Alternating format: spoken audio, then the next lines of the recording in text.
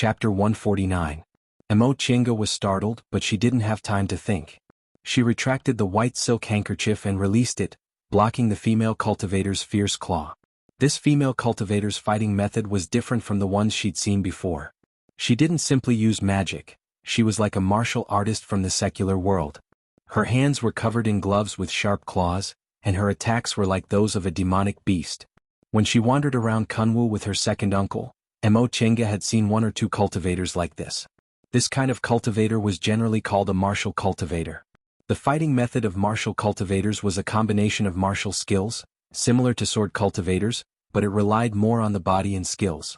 However, martial cultivators were a side path in the cultivation world. There might not be one or two martial cultivators among 1,000 people.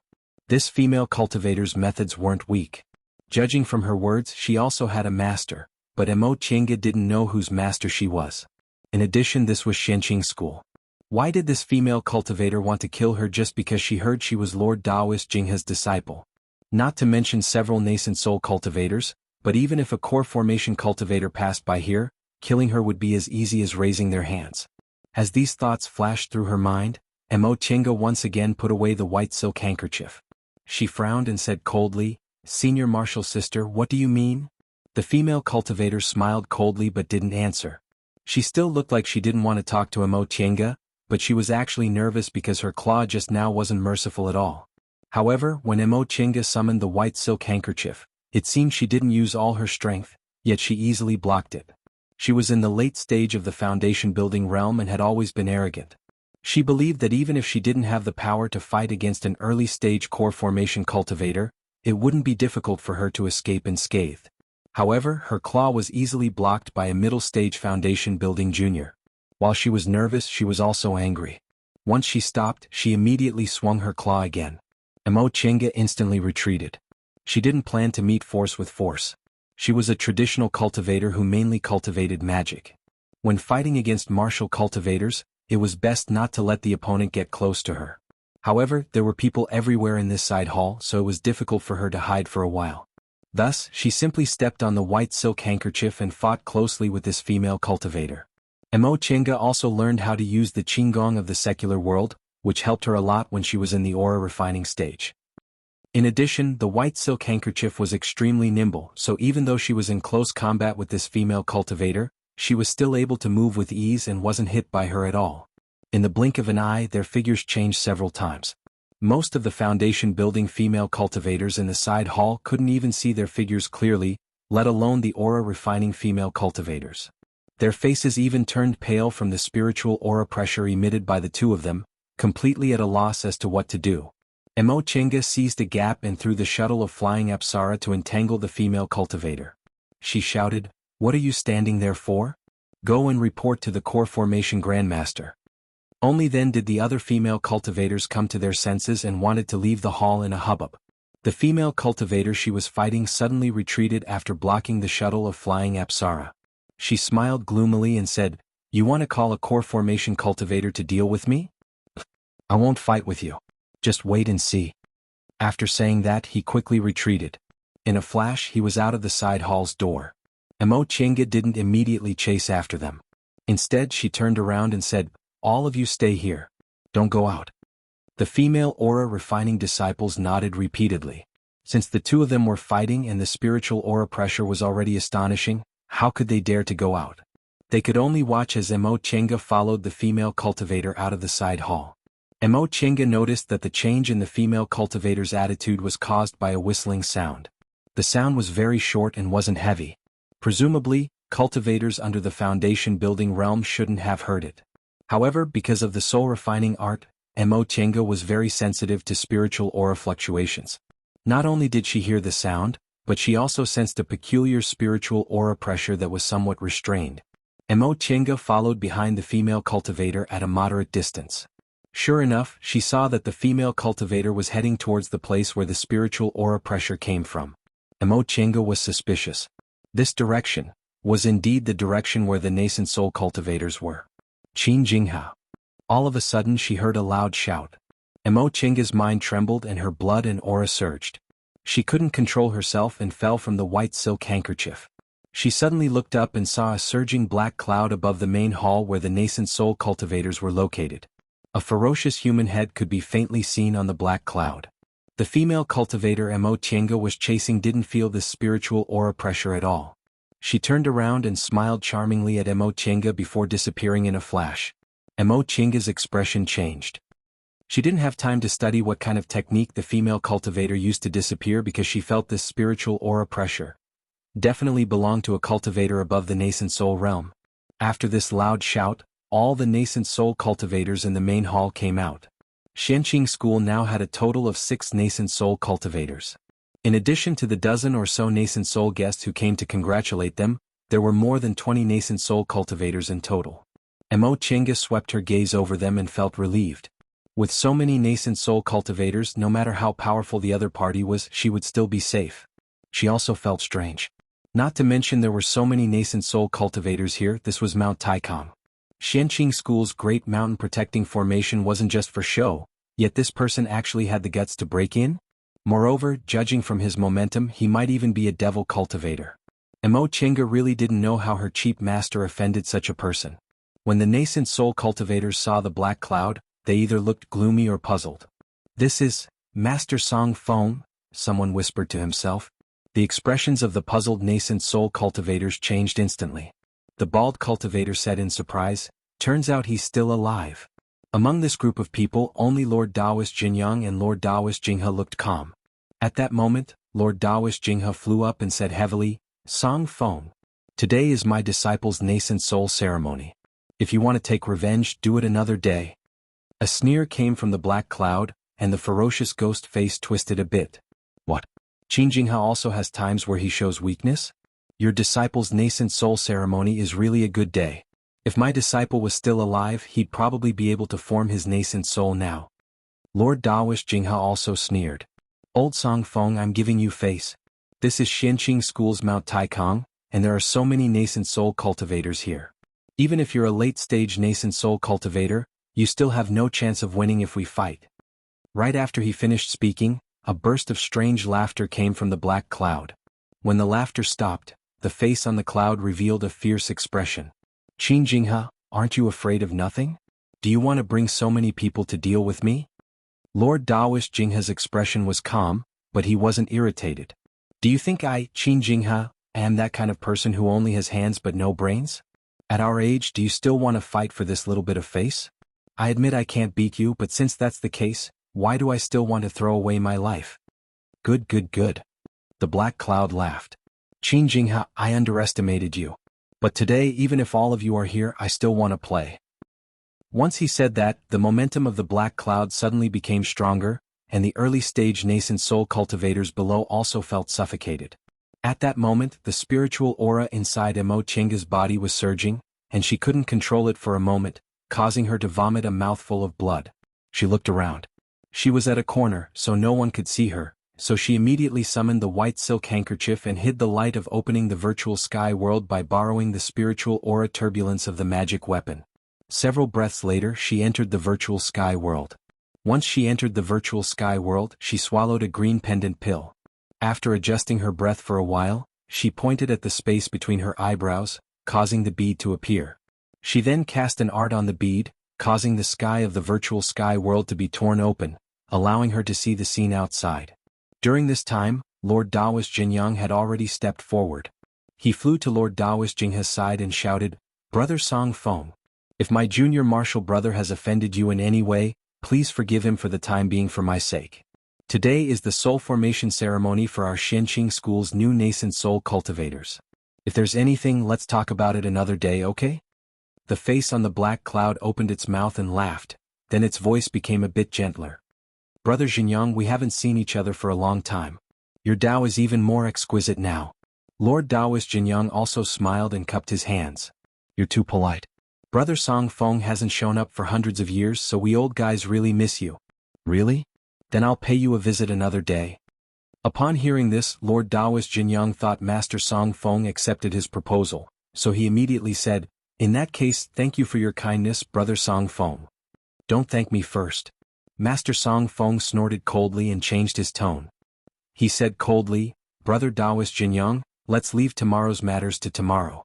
Today I'm here for Qin Jinghe, so you don't need to pretend to be friends with me. Master Song Feng spoke rudely. He actually regarded Lord Taoist Jinyang, a dignified late-stage nascent soul cultivator, as a junior. Lord Taoist Jinyang's smiling face suddenly turned purple.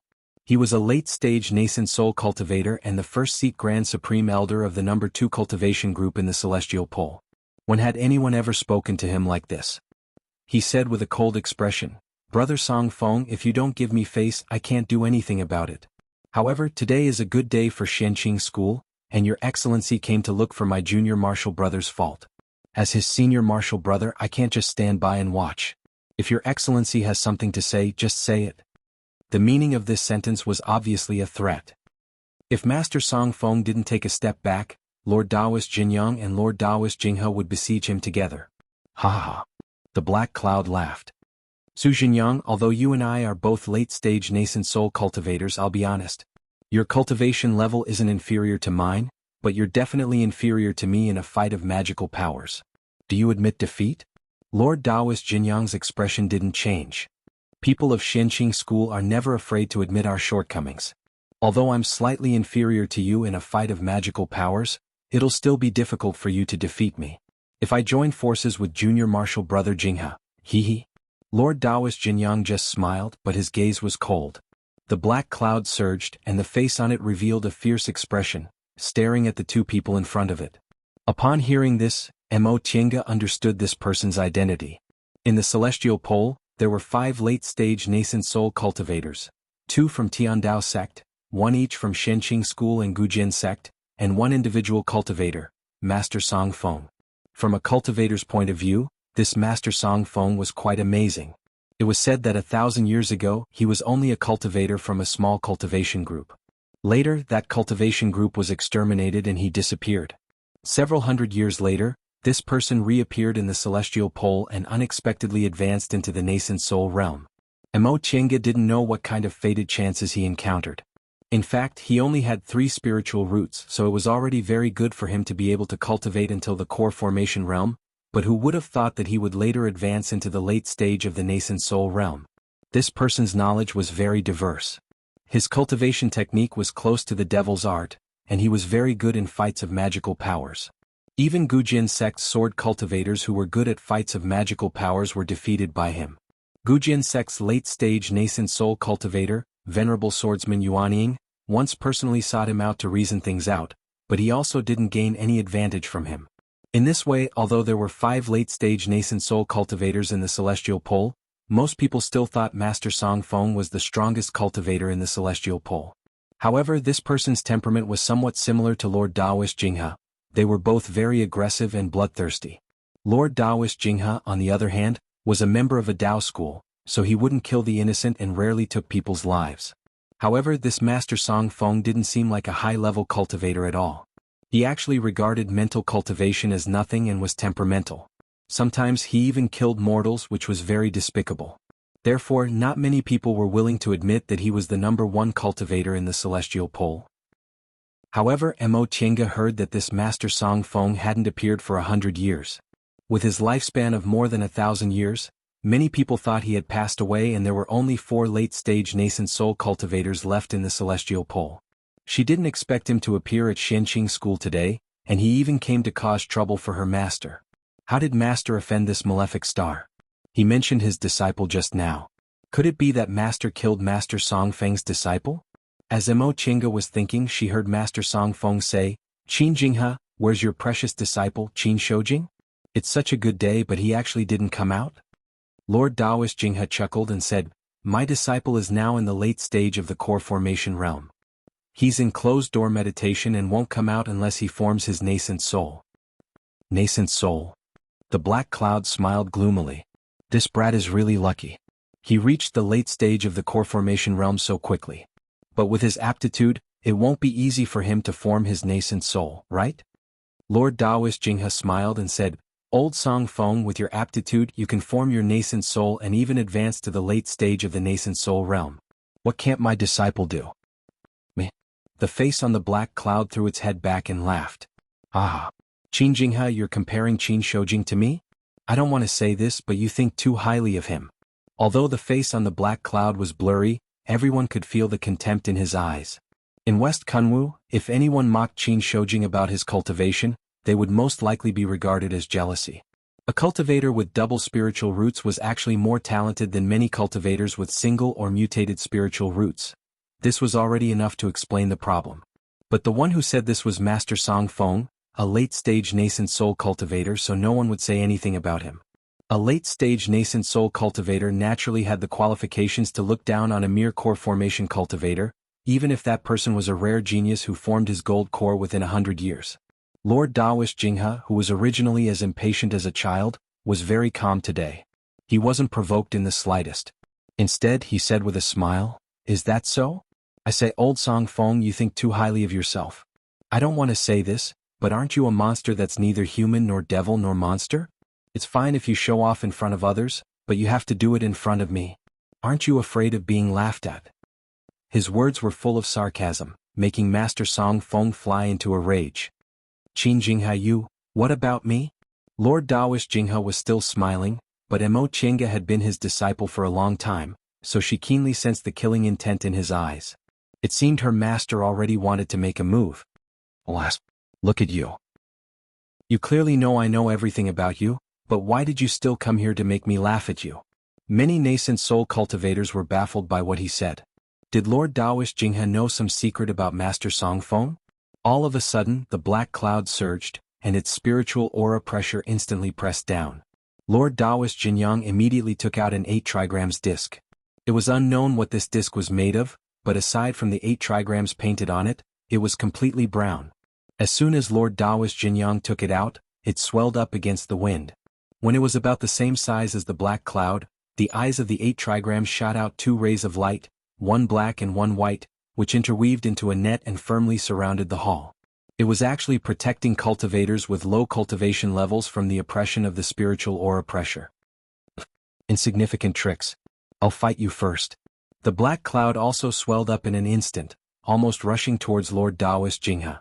Mo Qiange was inside the virtual sky world, so although she didn't feel it, she could tell from the reaction of Lord Daoist Jinghe's maids, Mingxia and Wanxiu, that the spiritual aura fluctuation was very strong. Fortunately, there were many nascent soul cultivators present, so Lord Daoist Xianyin waved his hand and added a protective cover to the two of them, stopping them from vomiting blood.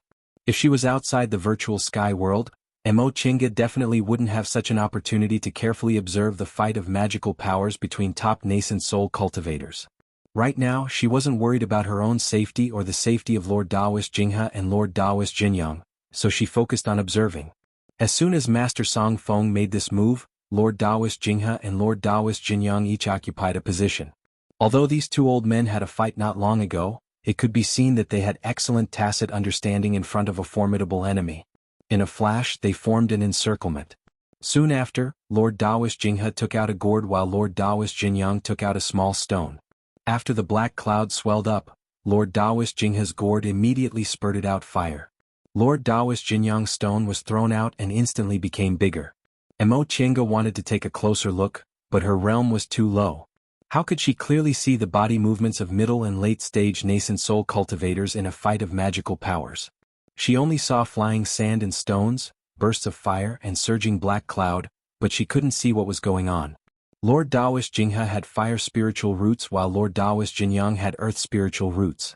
When the two of them joined forces to fight, they really lived up to the saying, covered in dust and dirt. Even though the fire was on the other party, they still sprinkled dirt on the other party. Fortunately, Master Song Feng was now a black cloud, so he wasn't afraid of dirt at all. Otherwise, he'd probably be in a very difficult situation like the day they finished their fight. After a while, the fight between the three of them finally stopped. Mo Qiange finally saw that Lord Daoist Jinghe and Lord Daoist Jinyang couldn't defeat Master Song Feng even though they joined hands. However, judging from the closed eyes of the face on the black cloud, he probably wasn't feeling well either. The three of them separated. Lord Daoist Jinghe and Lord Daoist Jinyang sat cross-legged, while the black cloud closed its eyes and rested. The other nascent soul cultivators from Shenqing School could see that Master Song Feng couldn't do anything to Lord Daoist Jinghe and Lord Daoist Jinyang, so they didn't make a move. After a long time, the black cloud opened its eyes first, and its voice came from inside. "Qin Jinghe, Tell that brat of yours that I'll take revenge for killing my disciple sooner or later. He'd better stay in the sect until I pass away, or else I'll definitely take his life. The black cloud easily broke through the light net laid by Lord Daoist Jinyang's 8 trigrams disc and suddenly left. Mo Qingge heaved a sigh of relief in the virtual sky world.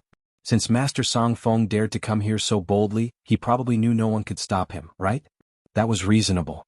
Nascent soul cultivators were hard to kill, let alone a late-stage nascent soul cultivator with many secret techniques and treasures. Judging from these nascent soul seniors' indifferent reactions, they probably didn't intend to stop him at all. However, she didn't know what Master Song Feng meant when he said he killed his disciple. Could it be that it was Qin Shoujing who killed his disciple? After thinking it over, Mo Qingge once again thought about the female cultivator who fought with her in the beginning. If she didn't have the magic weapon Zhong Muling gave her, she definitely wouldn't have been able to fight that female cultivator so easily. That woman sneaked into Xianqing school and disappeared when Master Song Feng appeared. Could it be that she was also Master Song Feng's disciple or grand disciple? No matter how she thought about it, she still couldn't figure it out. She shook her head and threw these thoughts to the back of her mind. This matter had nothing to do with her. Right now, she should think about how to get out without anyone noticing. Chapter 150. While Master Song Feng had just left and the scene was in chaos, Mo Qingge sneaked out of the virtual sky world and ran towards the main hall as if she had just arrived. At this time, the core formation and foundation building cultivators who didn't dare to approach because of the spiritual aura pressure from the nascent soul cultivators also ran over. No one noticed her sudden appearance. Master. She hurriedly ran to Lord Daoist Jinghe's side, but she saw that he already looked fine and was chatting cheerfully with someone else. Mo Qingge's worried heart was completely at ease now. Judging from his appearance, his injuries just now weren't that serious. When Lord Daoist Jinghe saw her, he secretly gave her a meaningful look and waved at her. What's so urgent? Mo Qingge was dumbfounded.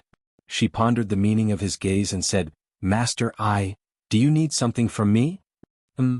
Lord Daoist Jinghe immediately cupped his hands towards the nascent soul cultivators around him and said with a smile, Fellow Taoists, there's a small matter, so I'll take my leave first.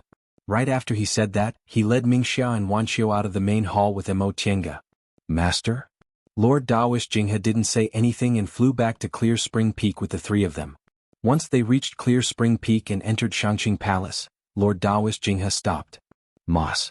Just as Mo Qingge was about to speak, she only managed to say one word before she felt Lord Daoist Jinghe's body swaying and suddenly falling head first. Master. Grand Master. The 3 of them paled in fright. Lord Daoist Jinghe forced himself to stand and shook his head. Don't worry. Help me to meditate. Yes. Ming Xia and Wan Qiu helped him back to his throne. The 3 of them waited at the side, watching nervously. After an unknown amount of time, Lord Daoist Jinghe's pale complexion finally regained its color. He opened his eyes and heaved a sigh of relief. I haven't seen him for several hundred years. I didn't expect old man Song Feng's demonic art to be so powerful. Mo Qingge finally understood. Lord Daoist Jinghe's injuries weren't light just now, but out of consideration for his face, he gave her a meaningful glance. She didn't know whether to laugh or cry. This master of hers was still the same. Mingxia Wanqiu stepped down. Mingxia and Wanqiu looked at each other and answered, Yes. Qingge, come here. Mo Qingge walked towards him, bewildered. Master? Sit. Lord Daoist Jinghe pointed at the seat next to him. If I tell you to sit, then sit. All right. She cautiously approached Lord Daoist Jinghe and cautiously looked at him, then cautiously sat down. Mo Qingge couldn't be blamed for her reaction. The current Lord Daoist Jinghe was really too amiable. He was too much like an elder. Qingge? Yes. Mo Qingge was worried. She didn't know what trick this master of hers was playing now. But this time, Lord Daoist Jinghe sighed and stared at her in a very normal manner. Do you think Master doesn't teach you anything? Mo Qingge thought for a moment, then answered honestly, Regarding cultivation, Master has never taught me anything, so disciple does feel a bit baffled. However, I've had many fortuitous encounters, and my current cultivation level has far exceeded my age. What Master has taught me is exactly what I need the most. As long as you understand. Lord Daoist Jinghe relaxed when he heard her answer and saw the sincerity in her expression. He continued to sit cross-legged and meditate with his eyes closed. How much of what happened today did you see? Your disciple saw it all. Also, in the side hall, I met a female cultivator who seemed to be related to Master Songfeng. Mo Chinga then told him about the claw-wielding female cultivator in detail. After listening to her, Lord Daoist Jinghe opened his eyes and pondered. It sounds like this woman's path is indeed related to Old Man Songfeng. Among the 7 great cultivation groups, I'm the one who understands Old Man Songfeng the most.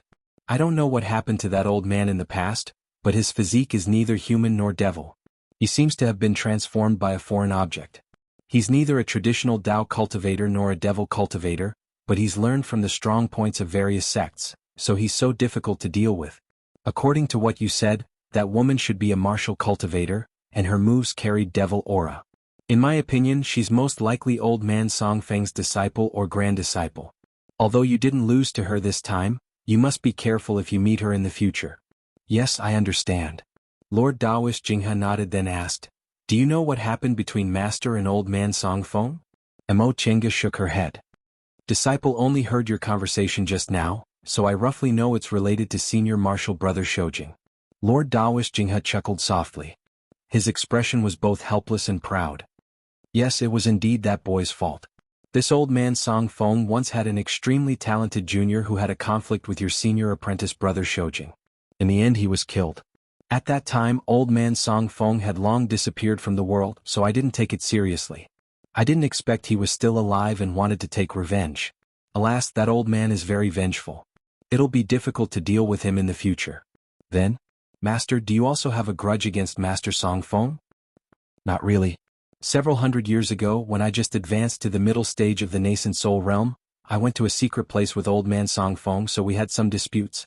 Lord Daoist Jinghe didn't say much and shook his head. Although we didn't become enemies at that time, we parted on bad terms. With her master's personality, it would be strange if he could get along with a person with a strange temper like Master Songfeng without any problems. Master Songfeng didn't have a good impression of her master, and his beloved disciple was killed by Qin Shoujing, so he naturally hated her even more. When Mo Chinga thought of this, she also felt a bit of a headache. Outsiders didn't know how long one's lifespan was after cultivating to the late stage of the nascent soul realm. Her master was already more than 800 years old, but Master Songfeng seemed to be only 1,000 years old. If her master didn't advance, he would definitely pass away before Master Songfeng. At that time, wouldn't a direct disciple like her suffer from revenge? Of course, if she didn't leave Xianqing school, she would naturally be fine. Chinga, in the future when you go out alone, you'd better not show your identity as my disciple to others unless Old Man Songfeng passes away one day or you form your nascent soul. Do you understand? Mo Chinga was stunned. Lord Daoist Jinghe had always been arrogant and domineering, but he made her do this. Obviously he wanted her to avoid this disaster. She was a bit moved and even called him master willingly. Yes, master.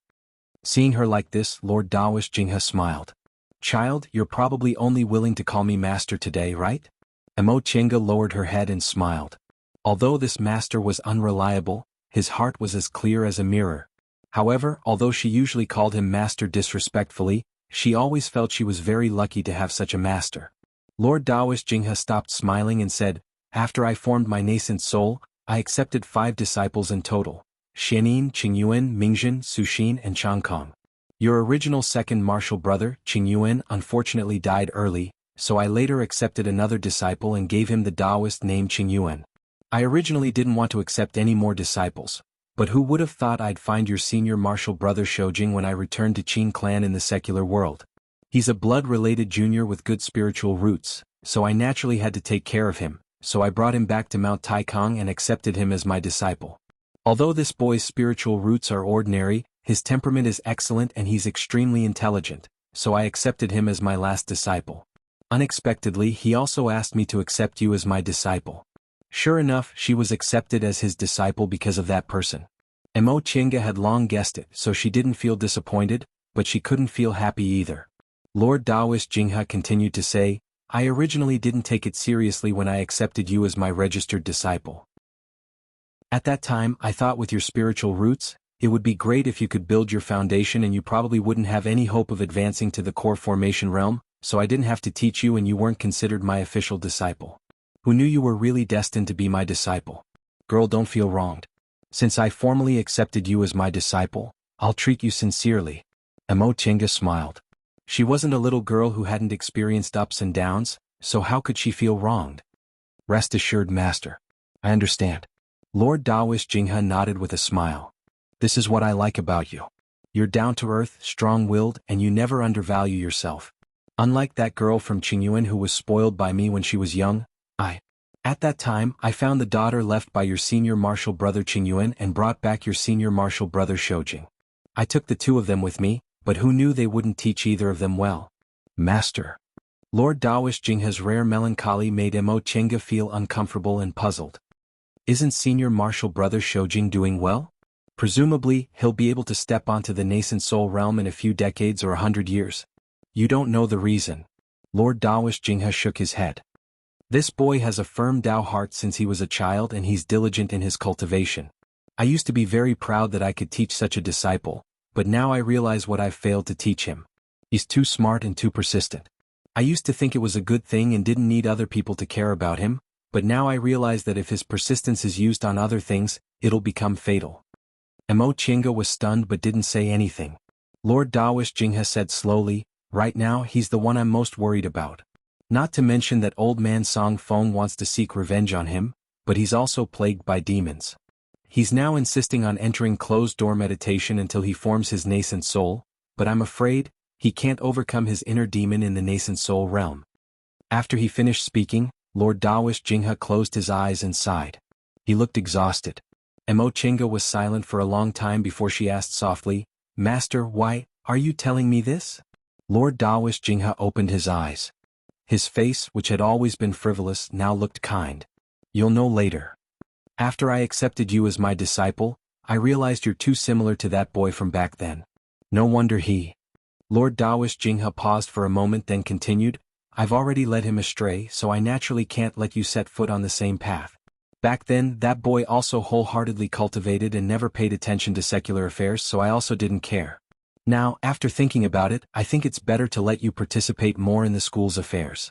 You can see more, listen more, and in the future you won't be too persistent. Children like you don't need to worry about cultivation at all, but the way you act has to be guided well so you won't take many detours. Mo Chenga had long guessed the reason why Lord Dawish Jinghe taught her like this, but now that she heard it from his own mouth, she still felt moved. All right, Master's injuries aren't serious.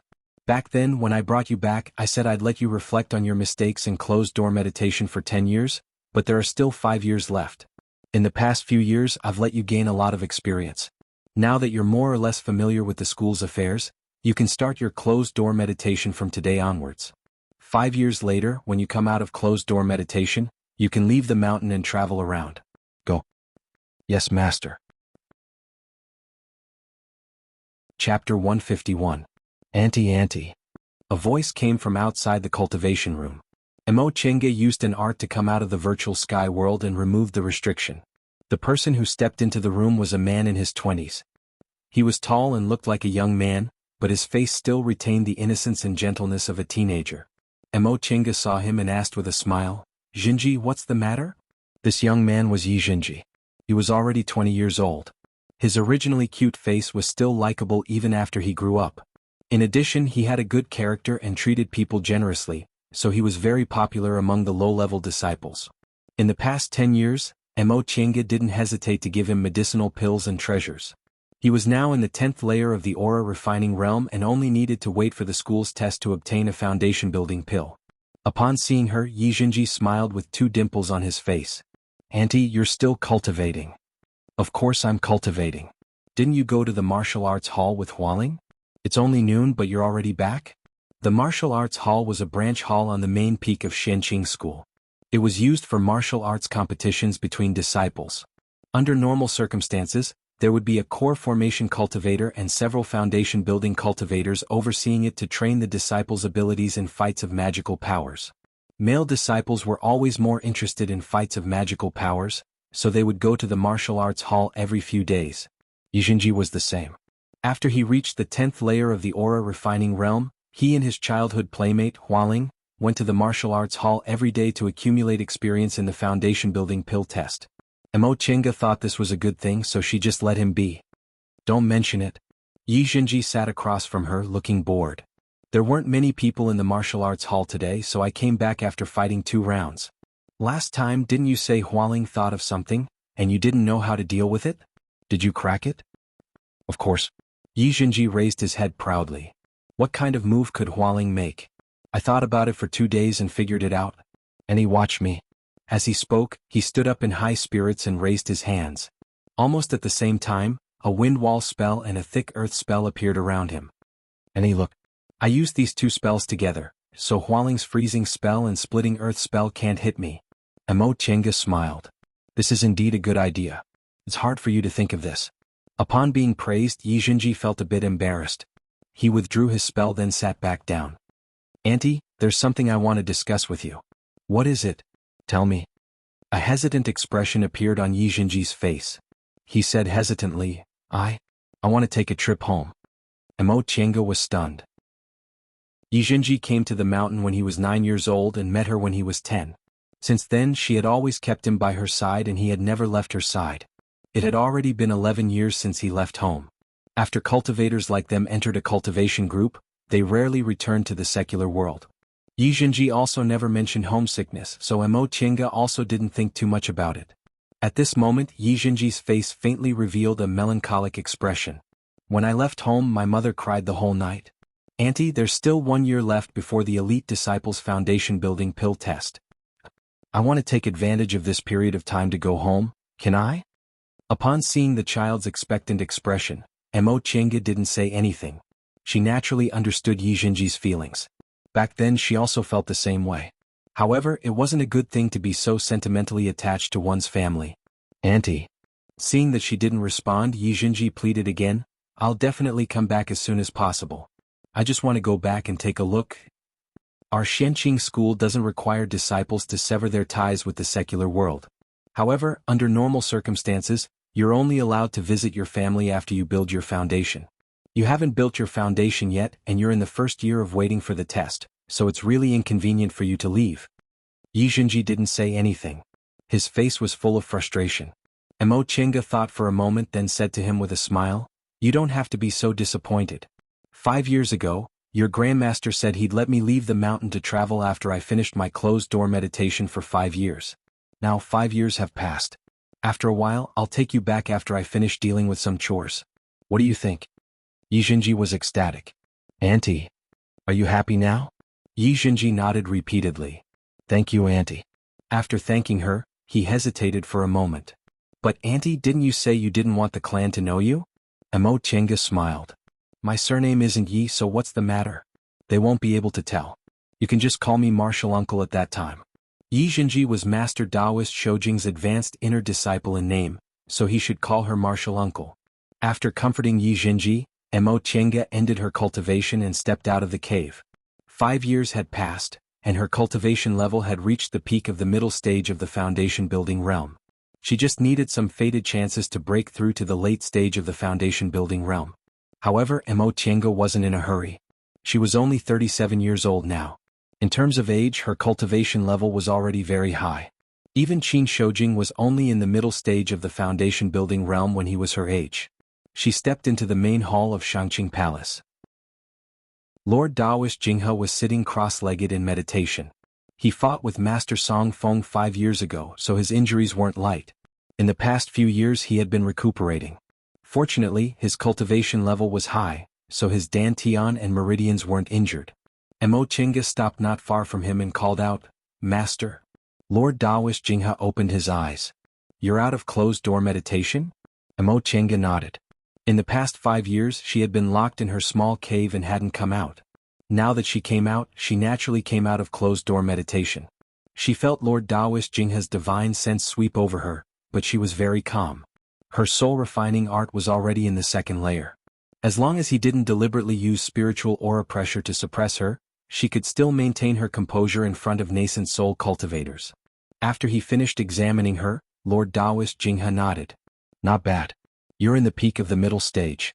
Presumably, it won't be a problem for you to break through to the late stage in a few years. You actually practiced the soul-refining art to the second layer? I've never seen such an achievement in just a dozen years. Emo Chenga smiled. It's Martial Uncle Shenin who's thoughtful. Disciple isn't afraid of chi deviation. Master, how's your injury? I'm fine. Lord Daoist Jinghe waved his hand indifferently. It's almost healed. Old Song Feng must have had a hard time these past few years. At that time, old Daoist Jinyang's meteorite hit him squarely.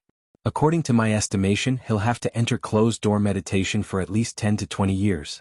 In this case I've made a profit. Seeing Lord Daoist Jinghe's proud expression, Mo Chenga shook her head helplessly. This master could probably only be serious once in a while. By the way, you just finished your closed-door meditation. The school's minor competition will be held in a few days. Do you want to participate? Mo Chenga hesitated. It's not good for me to go, right? The school's minor competition was mostly attended by ordinary disciples. The aura refining minor competition was related to the foundation building pill, and the foundation building minor competition had other rewards. Generally speaking, elite disciples rarely participated in the minor competition. First, they were rewarded by their masters, so they wouldn't be greedy for that little bit of reward. Second, elite disciples who participated were mostly better than ordinary disciples, so ordinary disciples couldn't get any rewards. Although modesty wasn't a virtue in the cultivation world, there were still considerations in cultivation groups. Lord Daoist Jinghe said indifferently, "What's not good about it? If they lose to you, it's because they're incompetent." Mo Chenga was silent, obviously disapproving. Lord Daoist Jinghe glared at her. "Fine, if you don't want to go, then don't. But you should go and join in the fun. It's good to compare notes with fellow disciples." Mo Chenga agreed, so she nodded. "Yes, master." Mo Chenga knew that although she'd experienced countless battles, she didn't have many fights of magical powers after she built her foundation. Although she participated in the demonic beast riot, she managed to avoid the most chaotic 2 years in the virtual sky world. Moreover, almost all of her fights of magical powers were life-risking battles, so her intuition toward danger was better than ordinary cultivators. However, her skills were probably inferior to cultivators who often compared notes with each other.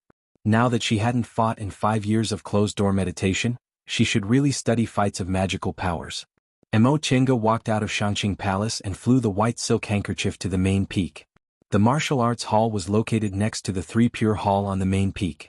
Its scale was only slightly inferior to the most magnificent 3 Pure Hall in the whole mountain, which showed how much the school valued it.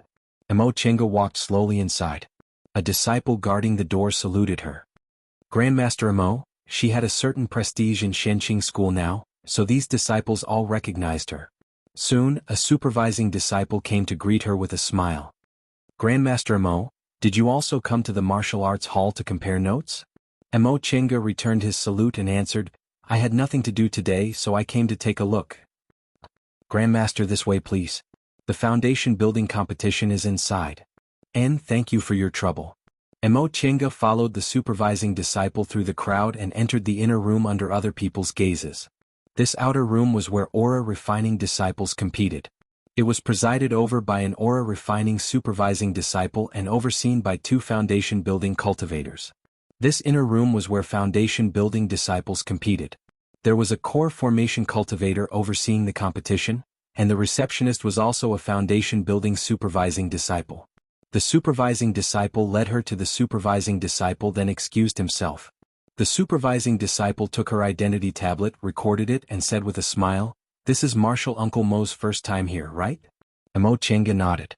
When she arrived at Shanqing School, she was already in the peak stage of the aura refining realm and was about to build her foundation.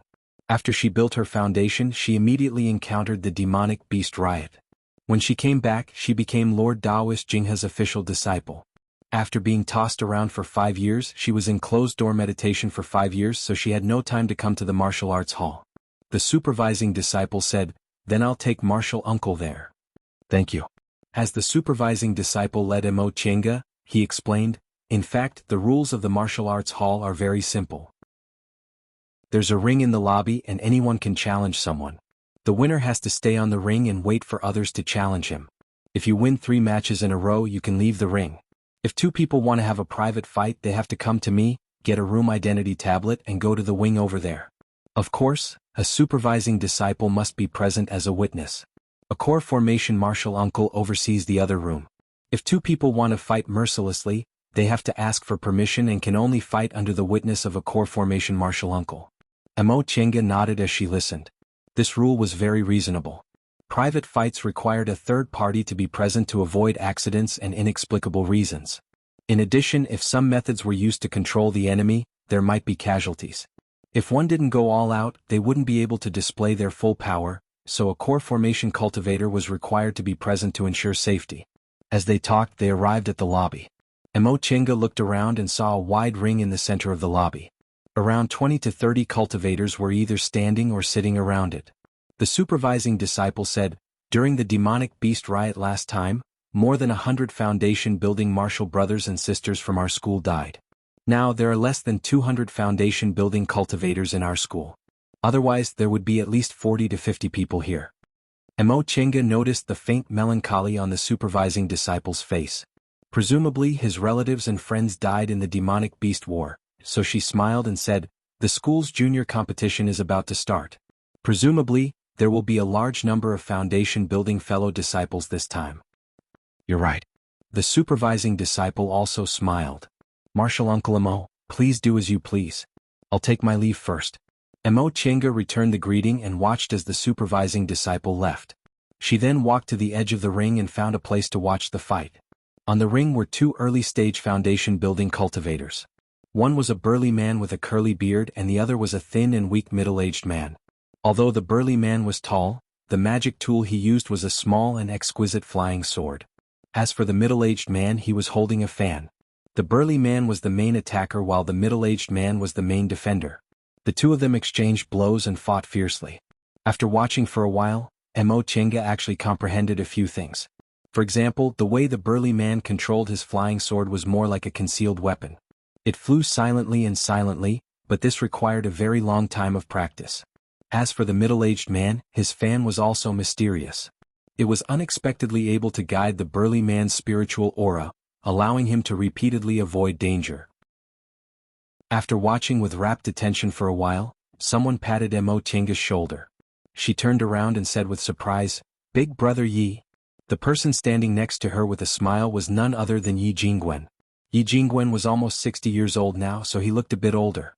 He had lost some of his sharpness, but he looked a bit more level-headed. 10 years ago, the two of them fought side by side against several cultivators from Gujin sect, so their feelings for each other weren't as superficial as before. However, the two of them were accidentally injured by Lord Daoist Jinghe. Because Emochenga's meridians were tough and she was put in the Wenyang pool by Lord Daoist Jinghe, she recovered in just a few days. Yi Jingwen's injuries were more serious than hers. It took him more than a year to completely recover. At that time, Emochenga was tormented by Lord Daoist Jinghe every day. The two of them only met a few times in a hurry and didn't even have time to exchange greetings. Later, when she entered closed-door meditation, they didn't see each other for 5 years. Yi Jingwen looked at her with a smile and pointed behind him. The two of them then left the crowd and found chairs in the corner to sit down. After they sat down, Yi Jingwen said with a smile, "Chenga, long time no see." "Yes, I just came out of closed-door meditation yesterday." Yi Jingwen's divine sense swept over her and he asked in surprise, "You've reached the peak of the middle stage." Emochenga nodded. "I was lucky. My closed-door meditation this time went very smoothly."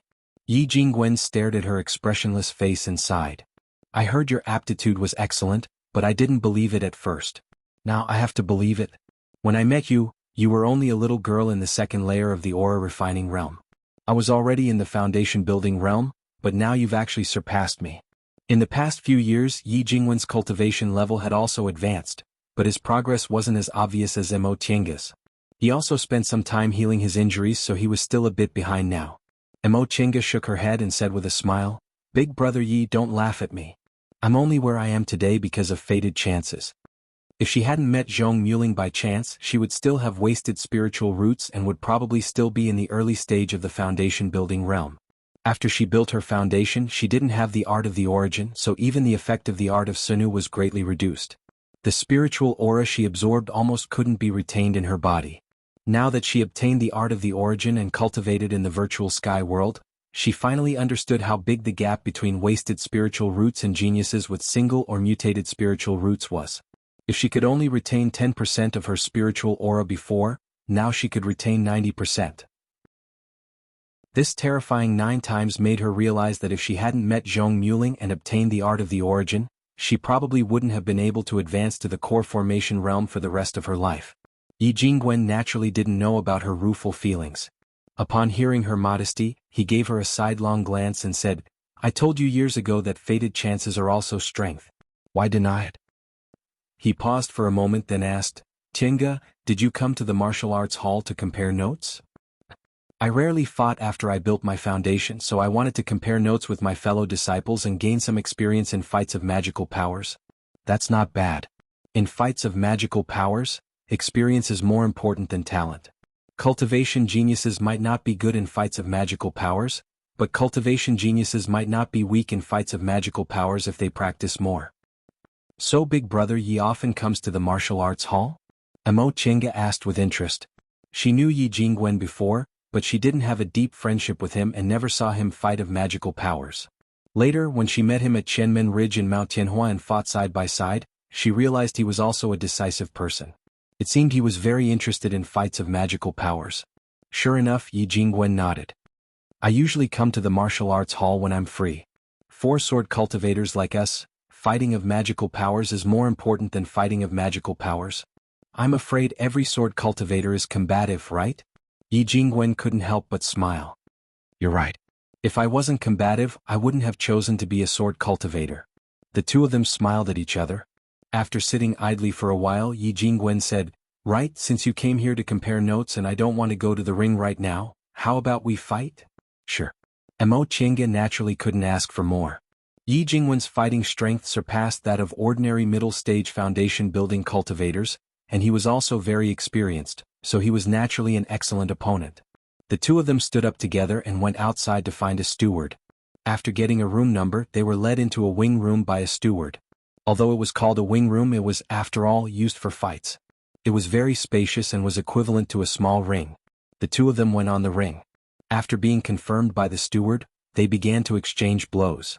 Yi Jingwen was a sword cultivator, and sword cultivators paid attention to their attacks. Once the steward confirmed it, his flying sword flew straight towards Emo Chinga's face. Emo Chinga stepped on the white silk handkerchief. She deliberately didn't use it to defend herself, so in a flash she brushed past the flying sword. However, a sword cultivator's flying sword carried sword aura, so when it brushed past her arm, causing her arm to ache.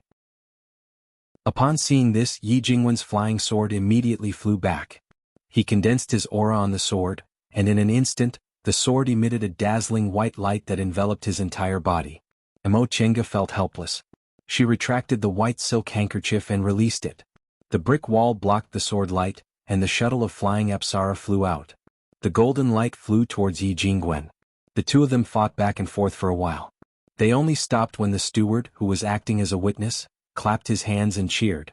After walking down the ring, the two of them rested for a while. Yi Jingwen saw that Emo Chinga was lost in thought, so he asked curiously, "What's wrong?" Emo Chinga answered, "I originally didn't want to use that magic weapon, but I don't know how to dodge Big Brother Ye's sword aura." Once she finished speaking, Yi Jingwen laughed. "You're actually thinking about this?" Emo Chinga was puzzled. "Is there a problem?" This time it was the steward who was watching the fight who interrupted. "Martial Uncle Emo, it's very difficult to dodge a sword cultivator's sword aura. This place is so narrow, so they'd naturally choose to use magic tools or spells to block it. It'd naturally be best if Martial Uncle has a magic weapon, so why do you need to dodge it?" Emo Chinga was stunned. She then said with an ashamed expression, "It's my fault. I always thought it was foolproof." Yi Jingwen said, "Tiange, you're very experienced in fights of magical powers. It's just that you haven't adjusted your mentality. You have to know that in fights of magical powers, even if you win a little, it's still a win. You just need to use whatever means you have." "Yes. Thank you for your guidance, Big Brother Yi."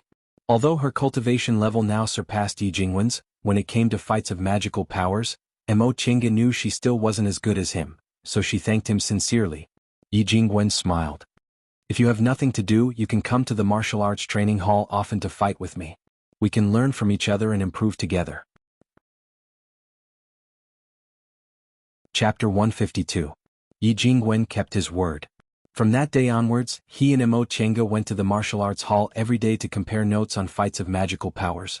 He was a sword cultivator, so he was infatuated with comparing skills and was quite knowledgeable about fights of magical powers. Because of that, Emo Chinga's skills in fights of magical powers improved very quickly after sparring with him. More than a month later, relying on the advantage of magic weapons, Mo Chinga was able to win 2 out of 3 matches.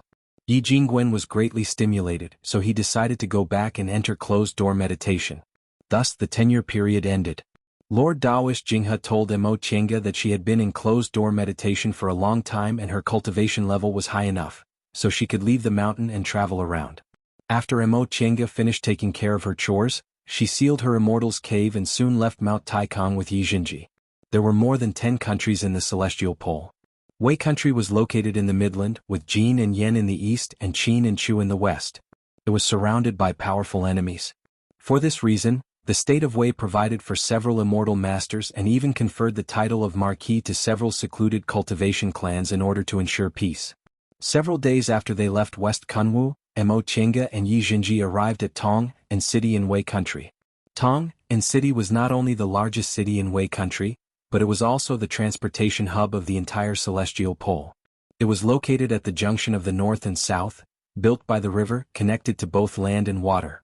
In the west it was connected to the Qin Mountains and the Chu lands, and in the east, it reached the Jin and Yen plains. As a result, Tong and City was one of the most prosperous cities in the entire Celestial Pole. The awkward thing was that Yi Jinji was too young when he left home, so he didn't remember where the Yi clan was. Fortunately, the Yi family had the identity of the Marquis of Changningho in Wei country. They asked along the way and quickly found the Yi residence. In Tong and City the east was rich and the west noble, while the south was poor and the north lowly. The Yi family was a noble and lived in the west of the city. The two of them found their way to the west of the city. Vermilion doors and stone lions could be found everywhere. The Yi family was also very conspicuous among these noble families. On the signboard at the door, the words Changningho Manor were written. Upon seeing this, Yi Jinji was very happy. He immediately wanted to go in, but who would have thought that the gatekeeper would stop him and say with an arrogant expression, "This is Marquis Ningho's estate. Unauthorized people are not allowed to enter." Yi Jinji was stunned. Behind him, Mo Chinga couldn't help but want to laugh. In the secular world, most people judged a person by his appearance. Although Yi Jinji looked like a distinguished young man, his clothes were simple and unadorned, and his bearing didn't have the noble air of a young master. These gatekeeping manservants naturally thought he was a commoner, so they never expected he was actually their young master. After being stunned for a moment, Yi Jinji shouted, "What, idler? This is my home. I'm from the Yi family." One of the manservants glanced at him and said in an arrogant tone, "Go, go, go. Don't cause trouble if you have nothing to do." Yi Jinji became anxious and said angrily, "My surname is Yi and my name is Jinji. You guys go and report this to the Marquis." After he reported his name, the manservants looked at him seriously. "His surname is Yi, could it really be? Even if his surname is Yi, we can't say that he's from our family. But what if it is?" The manservants muttered for a while. Finally one of them said, "Wait here, I'll go in and report." Although he agreed, he didn't show any respect. Yi Jinji restrained his temper and looked at Mo Chinga. Seeing that her expression was calm, he reluctantly nodded. After the manservant went in, he walked to Mo Chinga and said apologetically, "Marshal uncle, the servants at home don't look good. I'll have to trouble you to wait for a while." Mo Chinga didn't say anything and just smiled. She found it interesting. In fact, people in the cultivation world were also like this. However, they didn't look at other people's clothes, but at their cultivation level. Before long, they heard the sound of hurried footsteps. The two of them looked up and saw an old man wearing an embroidered robe leading the way, followed by a group of people who were rushing to the gate. The manservant who reported the news just now followed behind them, nervously wiping the sweat on his face. Upon seeing this old man, Mo Chinga guessed his identity. Sure enough, as soon as Yi Jinji saw this person, an excited and hesitant expression appeared on his face. He left home when he was 9 years old, and it had been more than 11 years since then. The child from back then had already become a young man, but when he saw his elders, he felt shy. A noblewoman rushed out of the crowd. She staggered forward regardless of the pearls and jades on her body. As soon as Yi Jinji saw her, he was stunned. The woman threw herself at him, hugged his head, and cried bitterly, my Jin, you're finally back." Yi Jinji's lips trembled. After a long time he finally called out, "Mother." He also shed silent tears. Mo Chinga stood behind them, watching the family reunite after a long separation and greeting each other with tears. She sighed inwardly. This was also her family. It was just that she didn't have any kinship with them, so she kept herself out of it. After a long time, Yi Jinji finally met all his relatives. Remembering that she was still on the side, he hastily wiped the tears on his face and came to her. "Martial uncle, this is my family." Upon hearing him calling her martial uncle, everyone in Yi clan hurriedly changed their expressions and looked at her. Mo Chinga had already swept them with her divine sense. There were several cultivators among the people of Yi clan, but their spiritual roots were quite weak. The one with the highest cultivation level was only in the third layer of the aura refining realm. He was the old man who took the lead. When these cultivators sensed her hidden cultivation level, they all had respectful expressions on their faces. They asked Yi Jinji just now and knew his cultivation level was in the 10th layer of the aura refining realm. Since he called her martial uncle, they knew Mo Chinga must be a cultivator in the foundation building realm or higher. Although she looked like she was only 18 or 19 years old, they didn't dare to neglect her. "Martial uncle, let me introduce you. This is my grandpa," Yi Jinji said as he led Mo Chinga to the old man who took the lead. This old man had gray hair, but he was in good spirits. After all, he was a third-layer aura refining cultivator and had lived in the secular world for many years, so he was very experienced. He cupped his hands respectfully. "This old man is Yi Ching, the head of Yi clan. Greetings to senior." So this was the Yi Ching second uncle mentioned. In terms of seniority, he was several generations lower than her. Mo Chinga calmly accepted his greeting and nodded in return. Yi Jinji continued to lead her to the next middle-aged man. "This is my father. Junior Yi Zhuan greets senior." This person was also a cultivator, but his cultivation level was only in the first layer of the aura refining realm. Yi Jinji then pointed at the woman who hugged him and cried bitterly a moment ago and said, "This is my mother." The noble woman bowed with a grateful expression. "I can't thank senior enough for taking care of my family's Mo Chinga finally raised her hand. "Madam, you don't need to be so polite. Since I'm his master's elder, I naturally have to take care of him." Soon after, several other people saluted her one by one. After a long time, the greetings were finally over. Yi Ching cautiously invited Mo Chinga to sit in the hall and dismissed the unnecessary people, leaving only a few important people to sit with her. Once they were seated, Yi Ching said to Yi Jinji, Why don't you introduce this martial uncle of yours?" When Yi Jinji met his relatives before, he only said that Mo Chinga was his martial uncle and that she took good care of him. This time he wanted to go down the mountain, so she especially brought him here. Upon hearing what Yi Jinji said, Yi Jinji hastily stood up. "Grandpa Patriarch, this martial uncle is my Grandmaster Jinghe's last disciple. My master has always been in closed-door meditation, so it's always martial uncle Mo who's been teaching me. She's really my teacher." "Oh." Upon hearing what he said, everyone in the hall looked at Mo Chinga in a different light. In other words, although she was a martial uncle, she was no different from a master. Moreover, she was the last disciple of a nascent soul grandmaster at Shenqing School. From this, it could be seen how talented she was and how honorable her status was. Weak cultivators like them who couldn't stay in Kunwood definitely couldn't imagine her. Yi Ching once again stood up. "Turns out senior has such a great kindness toward my jeune. This old man thanks senior here."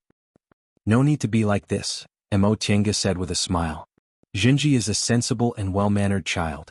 Although he's lacking in talent, he's diligent and studious. Sooner or later he'll become a great person." Yi Ching was very excited to hear Mo Chinga's evaluation. If he can become a great person, it's his good fortune and also thanks to senior. After the two of them chatted like that, Yi Ching asked again, "Senior, do you have something to do in the secular world? Although this old man's cultivation level is low, I have some status in the secular world. Maybe I can help senior inquire about some information." "I didn't come to the secular world for anything important. I just came out to travel." "I see. Senior, you rarely come to the secular world, right? Our Yi clan has lived in the secular world for a long time, so we know a lot of strange things in the secular world. If senior doesn't mind, this old man can introduce a thing or two to senior." Yi Ching was very enthusiastic. Mo Chinga thought for a moment, then nodded with a smile. "Then I'll have to trouble you." "It's no trouble, no trouble."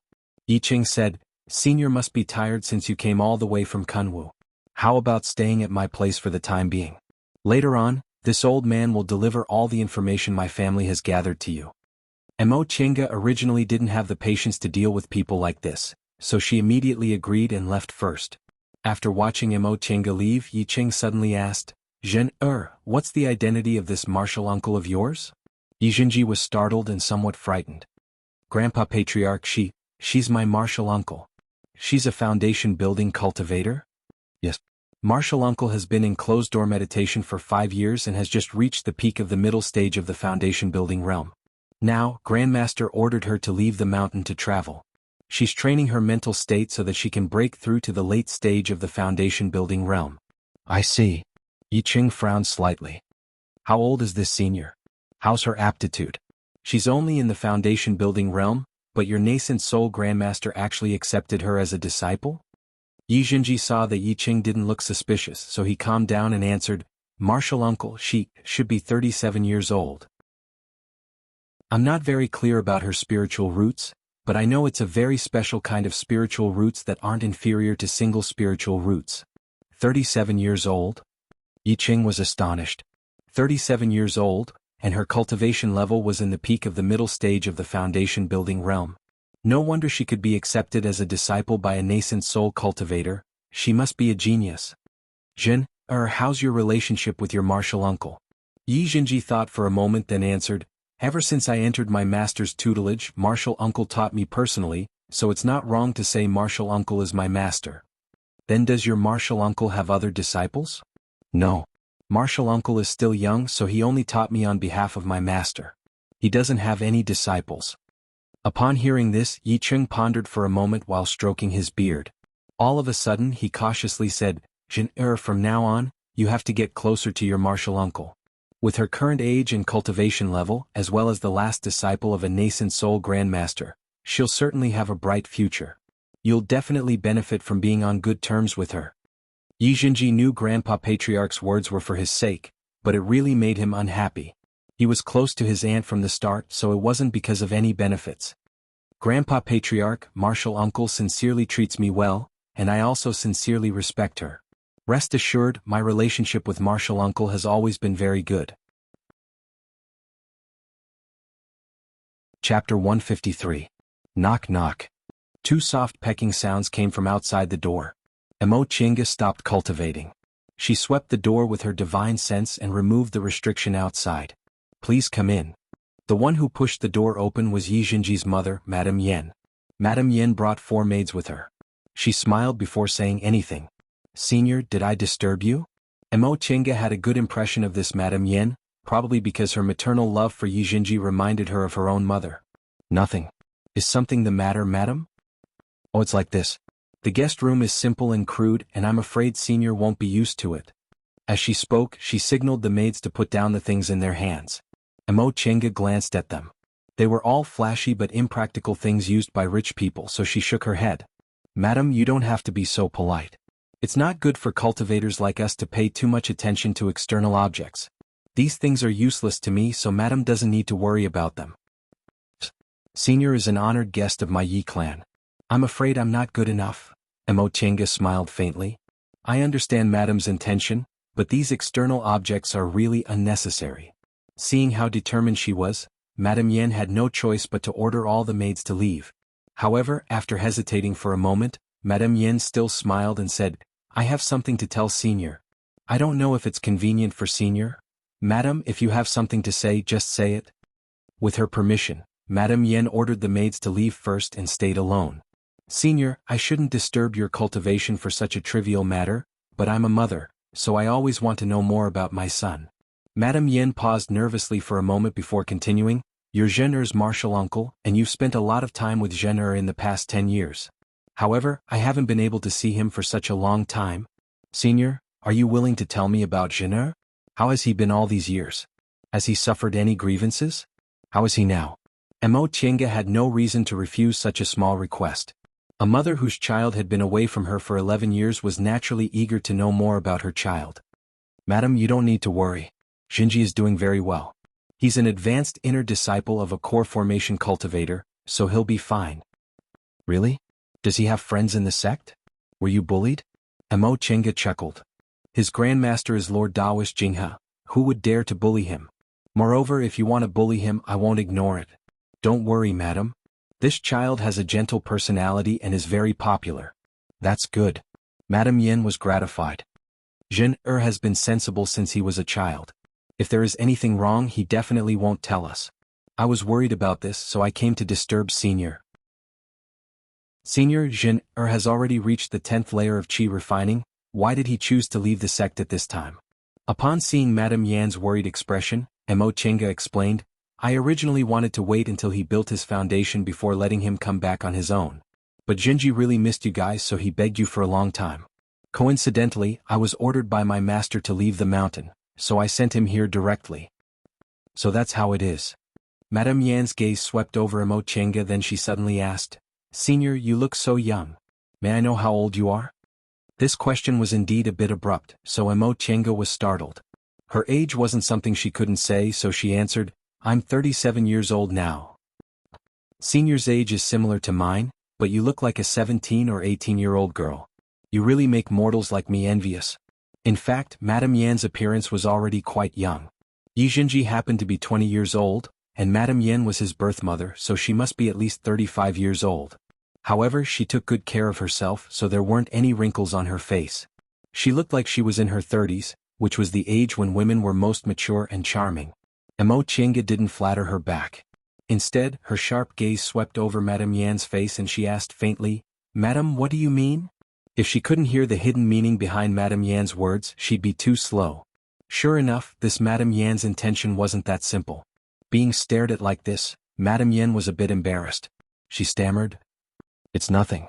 Senior's age is similar to mine, but you look about the same age as Jin, so I really can't tell. You're his elder.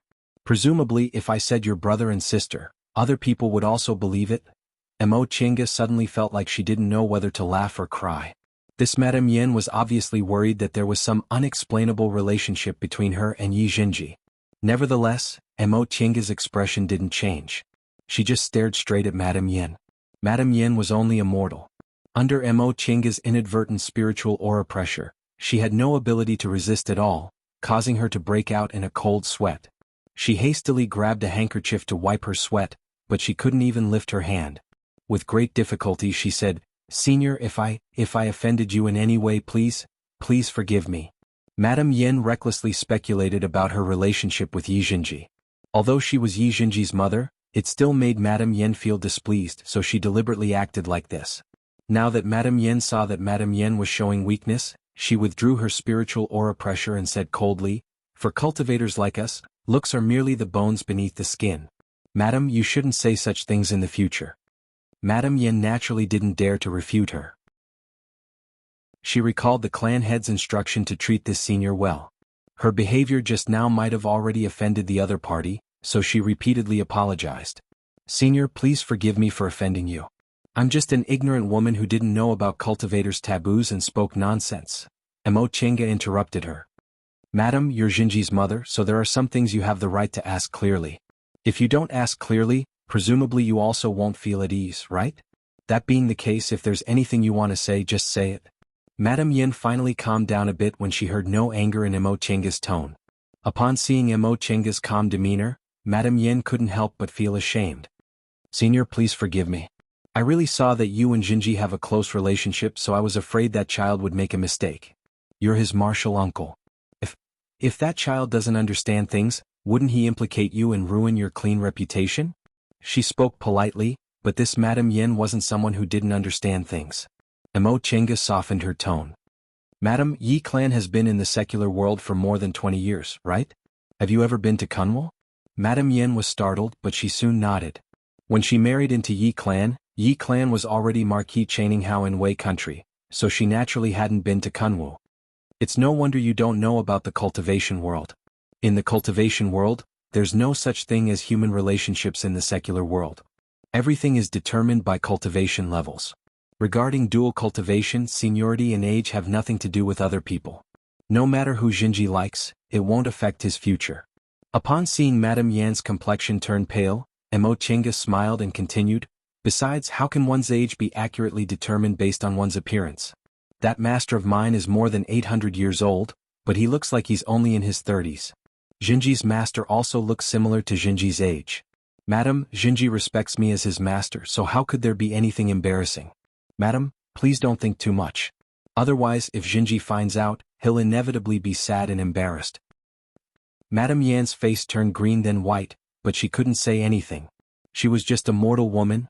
How could she know anything about the cultivation world?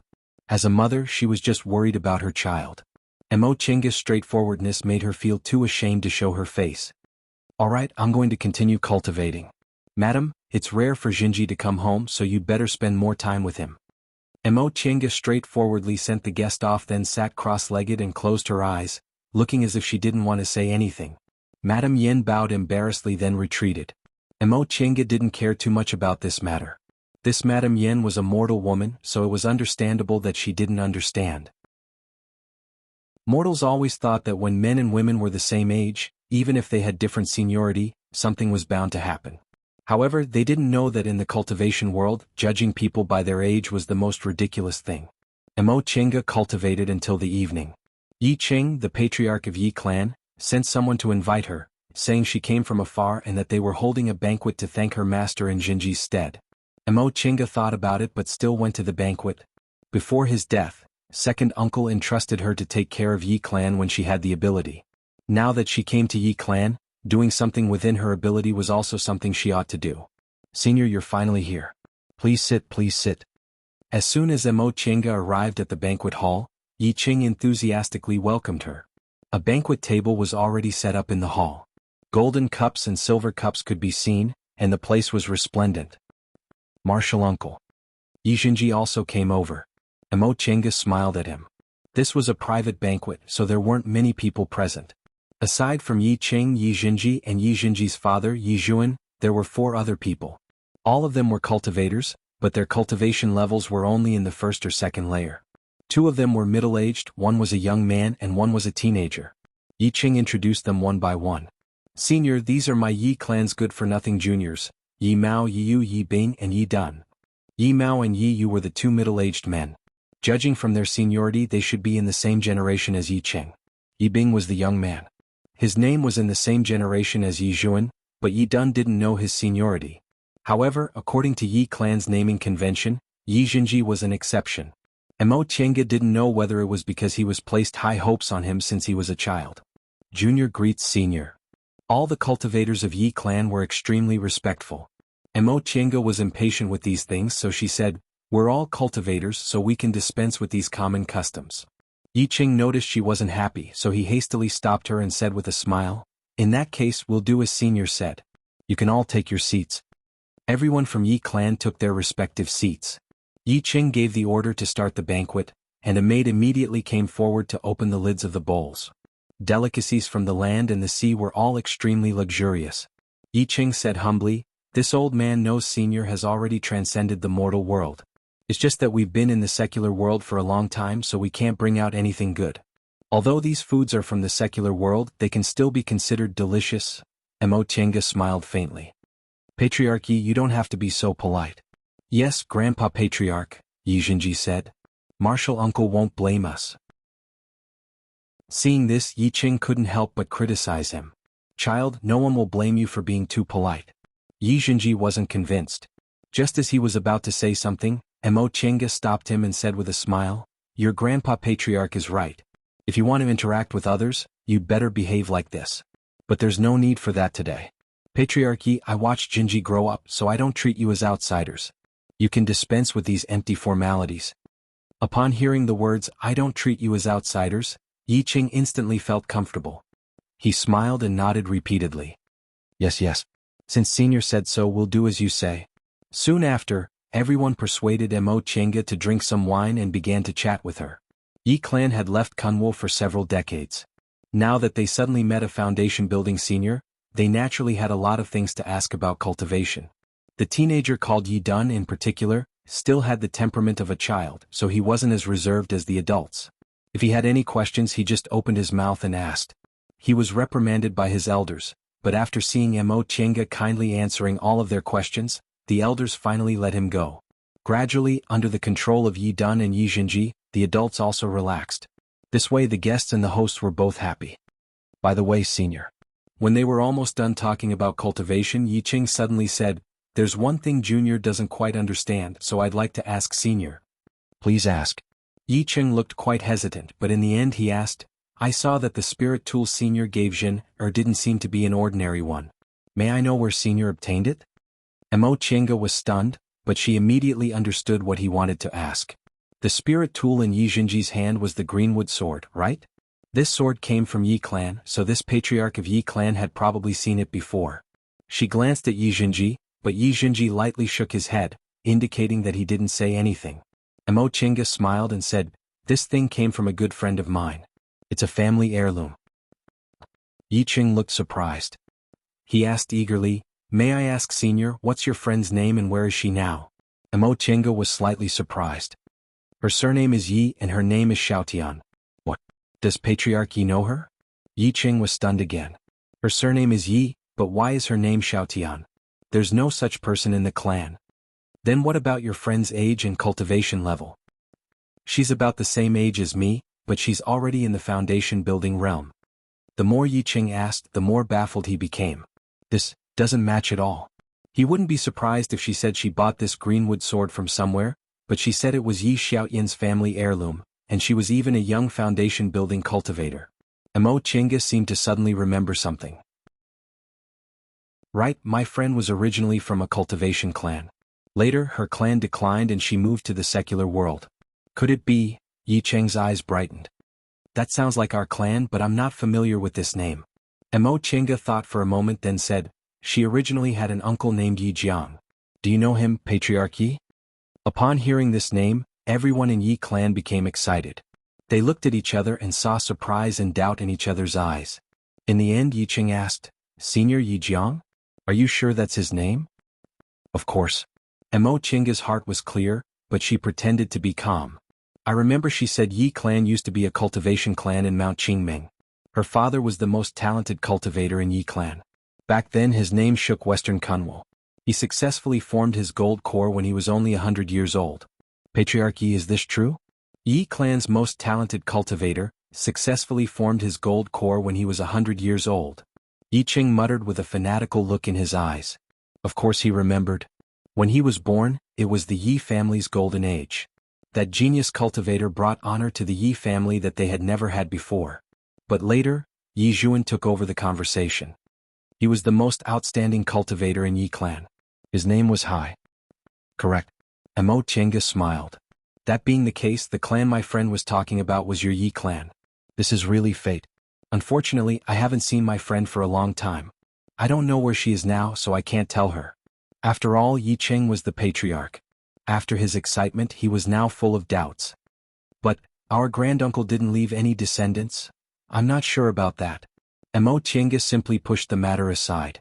She wanted to play the role of an outsider, so she naturally couldn't say too much about some things. Everyone in Yi clan looked at each other and gradually calmed down. That's right. That granduncle didn't leave any descendants, so how could there be a cultivator from Yi clan? In the end, Yi Ching said, "Senior, do you know how your friend's uncle is now? Can you get in touch with him?" Upon hearing this question, Mo Chinga's eyes flashed with a hint of hidden sorrow. She said faintly, "Her uncle has already passed away." What? Everyone in Yi clan was startled. Yi Zhuan cried out involuntarily, "How could that be? That granduncle is only a little over 300 years old, right? According to the lifespan of a foundation-building cultivator, he should still be alive." Correct. It's more appropriate to say that her uncle died because of his death. Mo Chinga's gaze fell on the void with an indifferent expression. The two of them were being chased by other cultivators. In order to protect her, her uncle was seriously injured, so his lifespan was sharply reduced. That's why he passed away. After she finished speaking, the hall became silent. Yi Cheng's expression was gloomy. This kind of thing happened too often in the cultivation world. Individual cultivators without any backing were very likely to encounter this kind of thing. In other words, the last real cultivator in Yi clan was also gone? Then didn't Yi clan really become a mediocre clan in the secular world? Even when they were forced to move out of Mount Qingming, Yi Ching didn't have this kind of desolate feeling back then. He always felt that Yi clan was different from those so-called cultivation clans in the secular world because they still had a foundation-building elder who was still alive. But it was only now that he knew that foundation-building elder had already passed away. After thinking for a long time, Yi Ching finally closed his eyes and sighed. He was already more than 70 years old. Although as a cultivator, it wouldn't be a problem for him to live to more than 100 years old, he was, after all, old. He originally thought that if Zhen'er was successful and got in touch with that granduncle, Yi clan would still have a chance to return to Kunwu. But now, even if Zhen'er could build his foundation, how could Yi clan return to Kunwu without an experienced cultivator? Besides, it was still unknown whether Zhen'er could build his foundation or not. Could it be that Yi clan would really decline in his hands? Senior, is this true? Of course it's true. Mo Chinga's expression was indifferent. Yi Jinji was the only one who noticed the sadness under her expressionless face.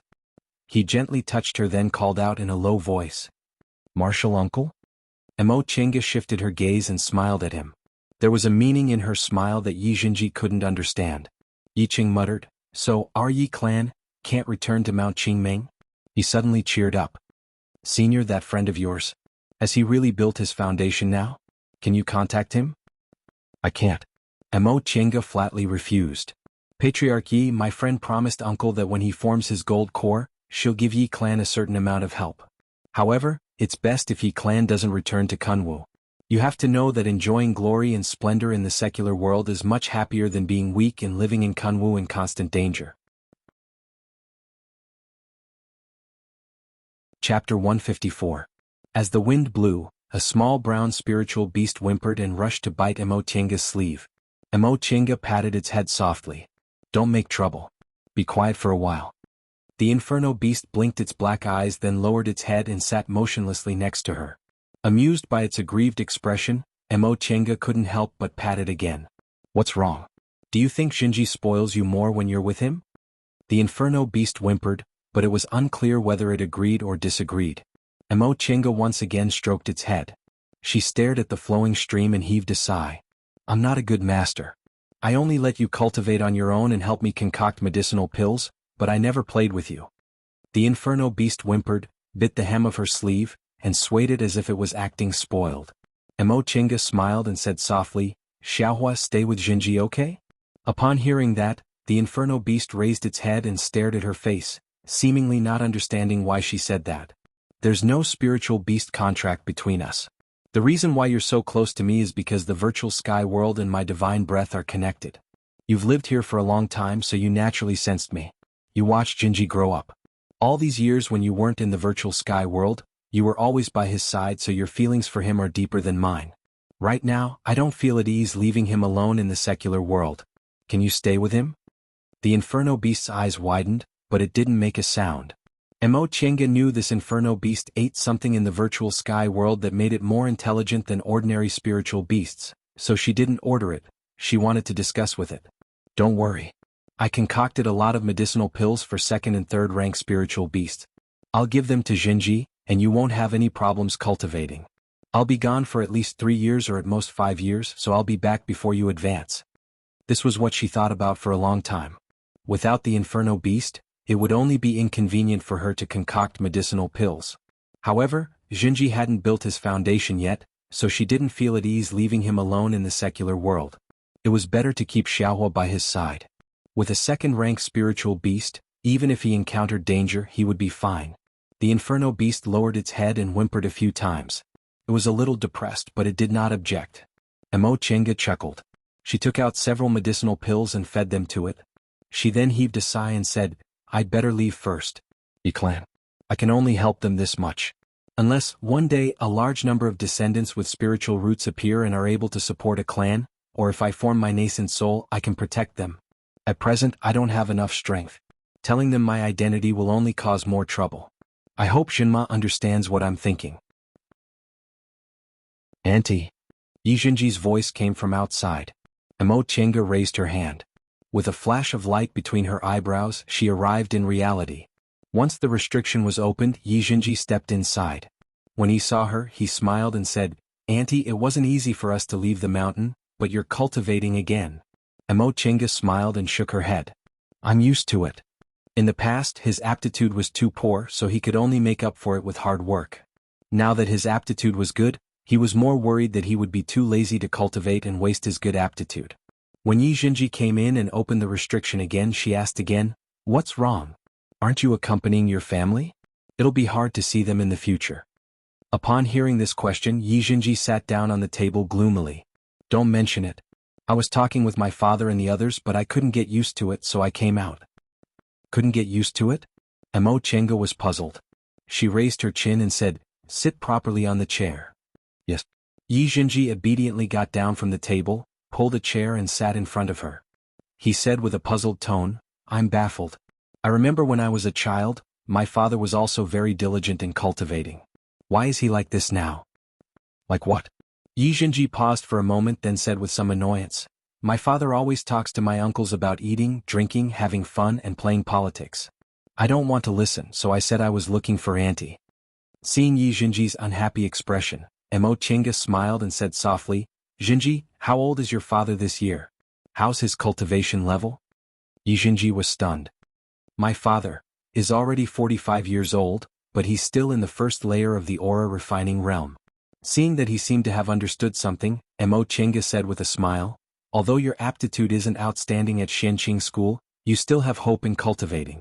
4 individual cultivators in the secular world, without good spirit veins and medicinal pills, it's hard for them to advance in the aura refining realm even after dozens of years of hard cultivation, let alone building their foundation.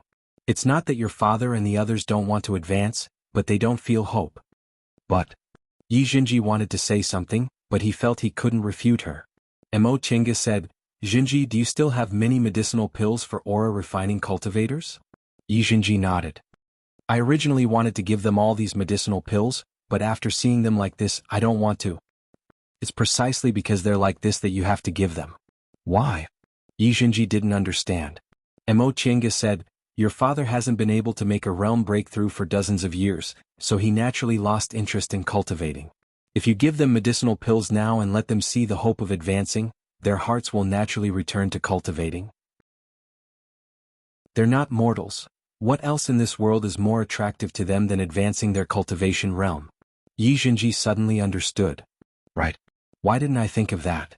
Emo Chenga thought for a moment and said, "You shouldn't give them too much. It'd be best if you tell them that when they send people to Mount Taikang in the future, you'll also send them medicinal pills and the like. That way, although they're in the secular world, they'll still feel the hope of cultivating. At that time they'll naturally put their hearts into cultivating." "Andy, you're really thoughtful." Yi Jinji jumped up. "I'll go right now." "Wait." Yi Jinji stopped. "Andy, what's wrong? You can talk about this later.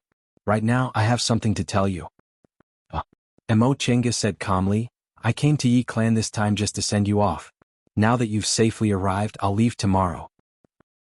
Yi Jinji was a bit flustered. "Auntie, are you going to let me stay here alone?" Emo Chenga showed a faint smile. "What? You don't dare?" Yi Jinji was stunned and felt a bit embarrassed. For 10 years he'd never left his aunt's side, so he immediately panicked. After calming down he said, "Auntie, I'm just a bit not used to it. Can't you stay a bit longer?" "Leaving sooner or leaving later, it's all the same." Emo Chenga reached out her hand, wanting to stroke his head like she did when he was a child. However, when she saw how big he was now, she withdrew her hand. "Don't worry. I'll leave Xiaohu with you. Nothing will happen." "I'm not afraid something will happen." Yi Jinji looked at her pitifully. "Auntie, I don't want you to leave." He was already an adult, yet he still had this kind of expression. Emo Chenga couldn't help but laugh. "You're already so big, yet you're still acting like a child." Yi Jinji rubbed his nose and also laughed. Knowing Emo Chenga was determined to leave, he settled for the next best thing. "Auntie, how about I go with you?" "I'm going to travel, not to play," Emo Chenga explained patiently. "If I take you with me, firstly, I don't know when I'll go back and it'll be bad if I affect your foundation building. Secondly, I might go to some dangerous places and I don't have enough strength to guarantee your safety." Yi Jinji didn't say anything. He wasn't an insensible child. He knew what Emo Chenga said was the truth, but he was just reluctant to part with her. "Alright, Auntie knows you're sensible. It's not like we won't come back. For us cultivators, we'll be separated for hundreds of years, let alone several years. The higher our cultivation level, the more it's like this. You have to get used to it." "I understand." Yi Jinji nodded honestly. How could he not understand these principles? Cultivators cultivated longevity, but the most important thing to get used to in longevity was separation and loneliness. Small cultivators like them were fine. At most, they would enter closed-door meditation for more than a year. 4 cultivators above the core formation realm, they could easily enter closed-door meditation for dozens of years, or even hundreds of years. Cultivating to become an immortal was also about cultivating loneliness. Those who could not endure loneliness would ultimately not be able to cultivate the great Tao. Andy, you have to be careful on the road. Send me messages often or I'll be worried. Emo Chinga smiled.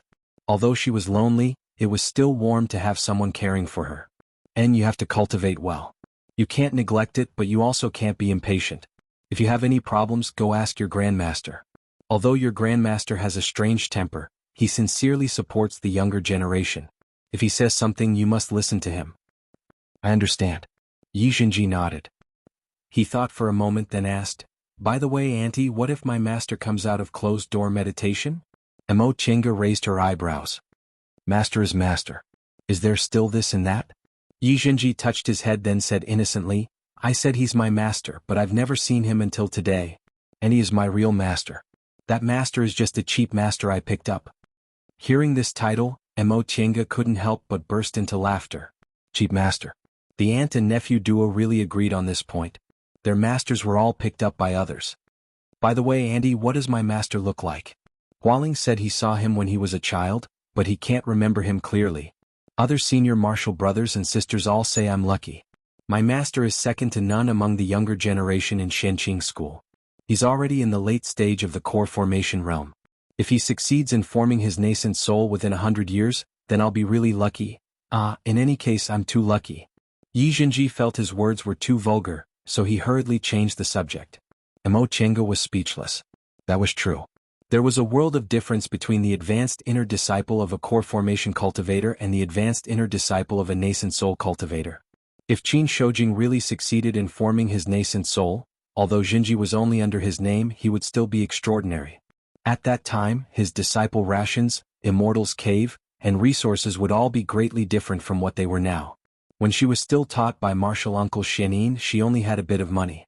However, after she became Lord Daoist Jinghe's official disciple, her current net worth wasn't inferior to that of a core formation cultivator from an ordinary cultivation group. When your grandmaster made you your master's advanced inner disciple in name, he indeed had this intention. However, your master is in closed-door meditation now, and we don't know when he'll come out. If he only forms his nascent soul and comes out after several hundred years, it won't be too bad for you. That's true. Yi Xinji scratched his head. In any case, he didn't have high hopes for that, so he didn't feel depressed.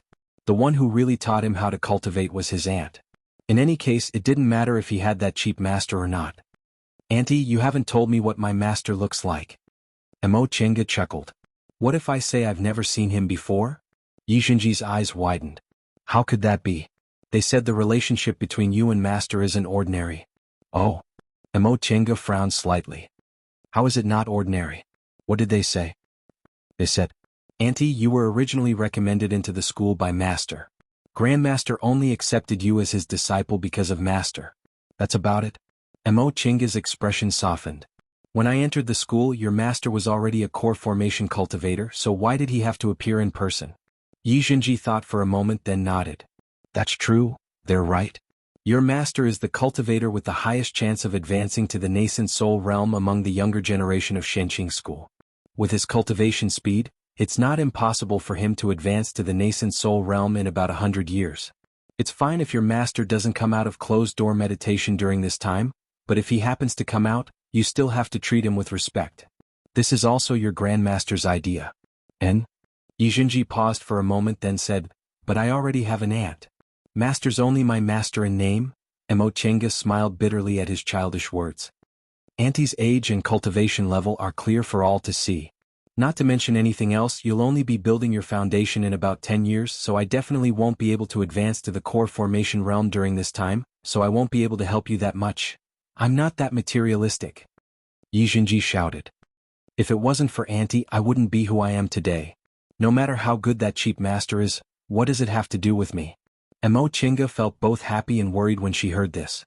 She was happy because in the past 10 years she didn't teach this child to have a profit-seeking character, but she was worried because he didn't have enough experience and was too childish. In the end, she still warned him, you can forget about this in private, but you can't say it outside. I know. Don't worry, Auntie. And is there anything else you're not clear about? Upon hearing her question, Yi Jinji moved closer to her. Andy, you have to come back soon. I'll try my best to build my foundation during this time. His words made Emo Chenga smile. In the end, she reached out her hand and stroked his head. You should go and accompany your mother. She hasn't seen you for many years.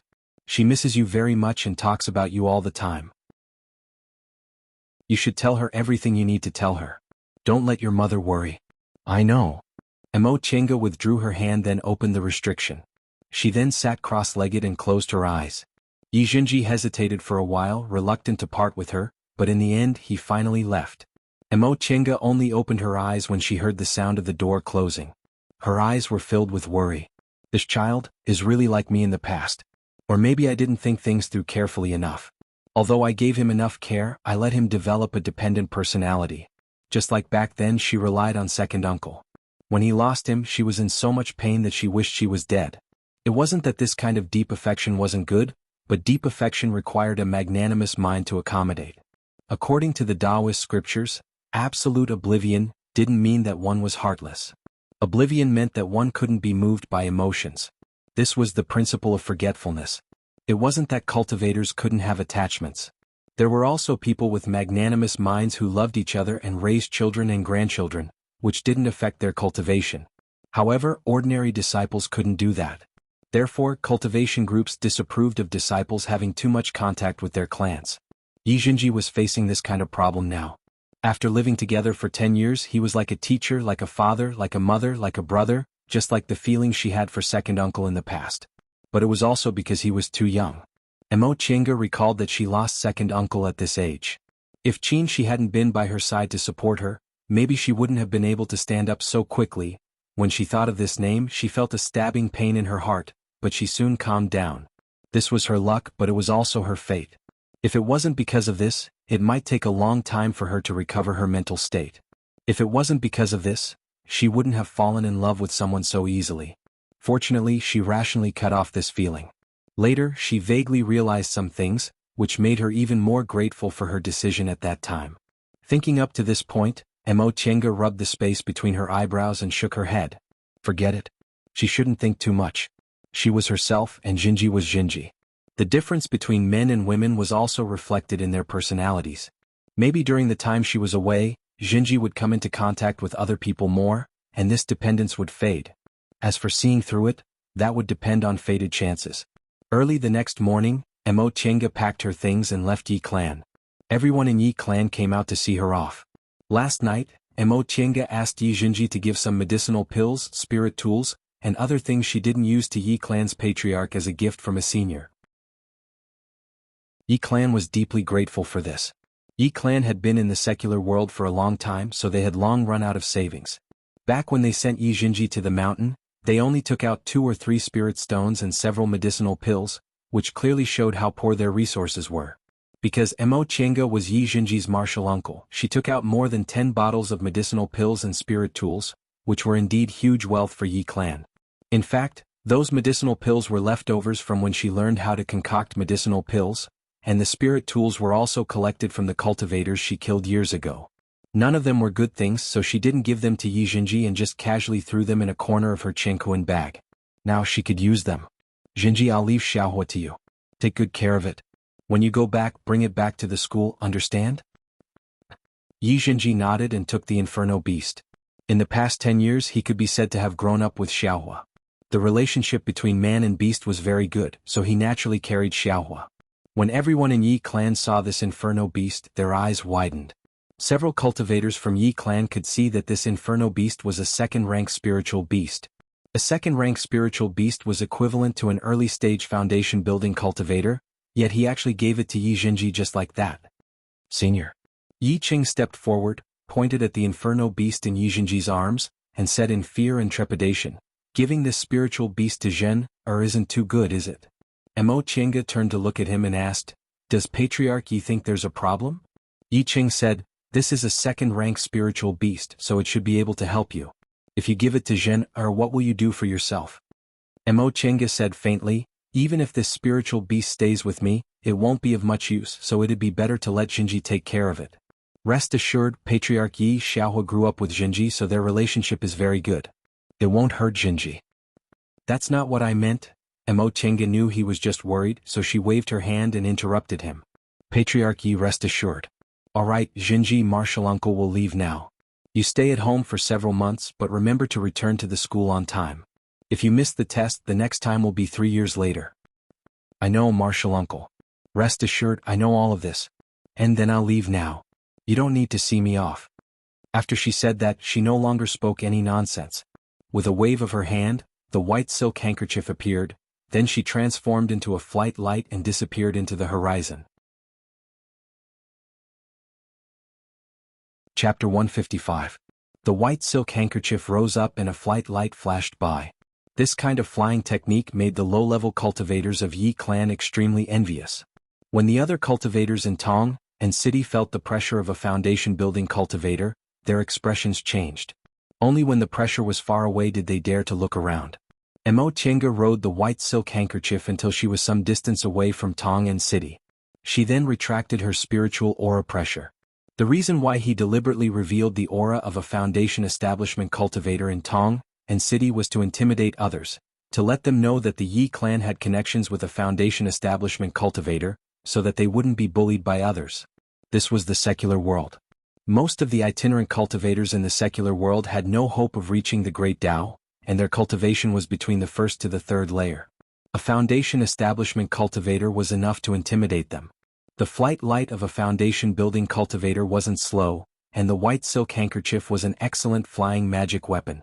In less than half a day they had already left Wei country. When she was in Yi clan, Yi Qing gave her some of the information Yi clan had collected in the secular world in the past several decades. However, most of the spirit veins in the celestial pole were concentrated in Kunwu, and even if there were spirit veins in the secular world, they were very weak. Even some small cultivation groups weren't interested in them, so naturally they couldn't be considered fated chances. Therefore, Chenga didn't plan to explore the secret places provided by Yi clan. She only planned to pick some spiritual plants or find some spiritual objects in some special places. To the southeast of the Wei Kingdom was the Jin Kingdom. Chenga also planned to take a trip to the Mo family's village in Lianqing City to pay her respects to her mother and retrieve her mother's remains. If she had the chance, she would be buried with her father in the future. Back then, when her father died on Demonic Mountain, Qin Shoujing brought news back saying that his body was buried on Demonic Mountain. She already had a plan in her heart. If she could form her gold core in the future, when the restrictions on Demonic Mountain weakened again, she would take a trip to retrieve her father's remains and bury him with her mother. This could also be considered fulfilling her mother's lifelong wish. At the same time, he also wanted to inform them of Tianxiao's death. When he was young, he only felt that the family was cold. If it wasn't for Tianxiao, he wouldn't even want to stay there for a day. Now, she was no longer the orphan girl who had lost her parents. Instead, she was an immortal cultivator who could fly in the sky and tunnel through the earth. Thinking back to the past, she could only sigh. Actually, her grandparents weren't bad people, but for a child, they didn't give her enough affection. She could understand, but it was difficult for her to get close to them. As soon as she entered Jin country's territory, a frown appeared on her face. She changed the direction of her flight and headed northeast. This was because she felt a strange spiritual aura fluctuation. It didn't seem like a battle of magical powers between cultivators, and it also didn't seem like the spiritual aura pressure of a high-level cultivator. Chenga only hesitated for a moment before she decided to go and take a look. The spiritual energy turbulence wasn't that great, but it was a bit strange. This was the secular world, so presumably there weren't any high-level cultivators here. Now that she had a certain level of cultivation and several treasures on her, she shouldn't be in any danger. Nevertheless, the closer she got, the deeper the frown on her face became. This spiritual aura turbulence was clean and pure, and she could faintly hear the sound of wind and thunder. Could it be that a unique treasure had been born? With this thought in mind, she cast an art and urged the white silk handkerchief to move forward with all her might. Then she spread her divine sense out. Sure enough, she discovered other cultivators were also rushing over. However, these cultivators were only in the aura refining realm. When her divine sense touched them, they knew there were foundation building seniors here, so they immediately slowed down. The more Chenga flew, the stranger she felt. This spiritual aura didn't seem to be as close as she thought. She'd been flying for so long, but she didn't feel like the distance between them was getting any closer. Gradually, this spiritual aura turbulence attracted the attention of even more cultivators in the secular world. After flying for several hours, Chinga began to sense that there were also foundation-building cultivators joining the ranks of the pursuers. Although most of the individual cultivators in the secular world were low-level aura-refining cultivators, there were also cultivators in the foundation-building realm and above who happened to pass by. Maybe they were like her and happened to discover this spiritual aura turbulence, so they chased after it. These foundation-building cultivators tacitly kept some distance from each other, but they spared no effort in flying in that direction. Several more hours passed, and the spiritual aura turbulence finally became a bit more obvious. Many of the foundation-building cultivators were overjoyed and sped up. Chinga's white silk handkerchief was naturally much better than these cultivators' flying magic tools. However, when she discovered other foundation-building cultivators, she no longer urged it with all her strength and instead maintained a speed that was roughly the same as theirs. The reason for this was because she was used to being cautious. This spiritual aura turbulence was very abnormal. Rather than running in the front alone, it would be safer for her to travel with these people. If there really was some kind of unique treasure, she wouldn't be afraid of them, since she swept her gaze over them just now and discovered that these foundation-building cultivators were all early-stage cultivators. At this time, the closer they flew, the more obvious the spiritual aura turbulence became. Chinga knew the source wasn't too far away. The flight lights of the other cultivators were already visible to the naked eye. There were many people who had the same idea as her, but they all avoided her. After all, her cultivation level was in the peak of the middle stage, so she was the strongest among them. Right now, they still didn't know whether she was a friend or a foe, so it was better for her to stay as far away as possible. At this time, there were no longer any aura-refining cultivators following them. Even if some aura-refining cultivators sensed the spiritual aura turbulence and flew up, they were suppressed by the spiritual aura pressure of these foundation-building cultivators and eventually gave up the pursuit. The spiritual aura turbulence became increasingly clear. Chinga's divine sense had already sensed the source of the spiritual aura turbulence. At the same time, she also sensed other cultivators' divine senses brushing past her. She also saw cultivators rushing over from other directions. Chinga pondered for a moment, then stepped on the white silk handkerchief. Her speed suddenly became faster, leaving the foundation-building cultivators behind as she flew straight towards the source of the spiritual aura. Upon seeing the white flight light disappearing into the horizon, the faces of the foundation-building cultivators who had been flying together with her for several hours turned ashen. With this kind of speed, she could have left them behind a long time ago. It seemed that this fellow Taoist was just being lenient. Now that she suddenly sped up, did she discover something? With this thought in mind, several foundation-building cultivators also sped up and chased after her. Only one of them muttered to himself, "Her flight light is actually white. It seems this person isn't someone to be trifled with. It's better to slow down a bit." The color of a flight light was always consistent with one's spiritual roots and the cultivation technique they mainly cultivated. Gold was golden, wood was cyan, water was blue, fire was red, and earth was yellow. For cultivators with mixed spiritual roots, their flight lights were, at most, mixed colors. It was absolutely impossible for their flight lights to be white. Unless that person was a rare foundation-building cultivator with 5 spiritual roots or a cultivator who practiced a special cultivation technique, it was impossible for a person with 5 spiritual roots to have a white flight light. Foundation-building cultivators with 5 spiritual roots had experienced many hardships that ordinary people couldn't compare to. Cultivators who practiced special cultivation techniques mostly had strange moves. No matter what kind of move they practiced, they were stronger than ordinary cultivators. Unfortunately, the other foundation-building cultivators were too eager to get their hands on the treasure and didn't think about this point. 2 hours later, Chinga landed on a cliff. At this moment, a group of cultivators had gathered on the cliff. Among them were 3 foundation-building cultivators and more than 10 aura-refining cultivators. They all looked different, but they were all staring at the valley below the cliff. Upon seeing Chinga land, some of the foundation-building cultivators were happy, while some were worried. On the contrary, the more than 10 aura-refining cultivators were indifferent and expressionless. Fellow Taoist. Chinga was still observing the valley faintly emitting spiritual aura when a foundation-building cultivator with a grizzled beard came to greet her and cupped his hands politely. Chinga had already observed the people here. She didn't need to pay too much attention to those aura-refining cultivators since they were probably individual cultivators in the secular world. There were 3 foundation-building cultivators. One of them was a man and a woman about 30 years old. They looked intimate and seemed to be dual cultivation companions. Both of them were in the early stage of the foundation building realm, and there was nothing special about their appearance or clothes. There was also this Taoist who was standing together with the man and woman just now. They seemed to be friends or had reached a mutual agreement. This Taoist was in the middle stage of the foundation building realm. He had white hair and a ruddy complexion, and his cultivation level was quite high. Since the other party was so polite, Mo Tienga also saluted him back. This Taoist had secretly peaked at her cultivation level a long time ago. Seeing that she still looked like a young girl but had such a high cultivation level, he was inwardly shocked.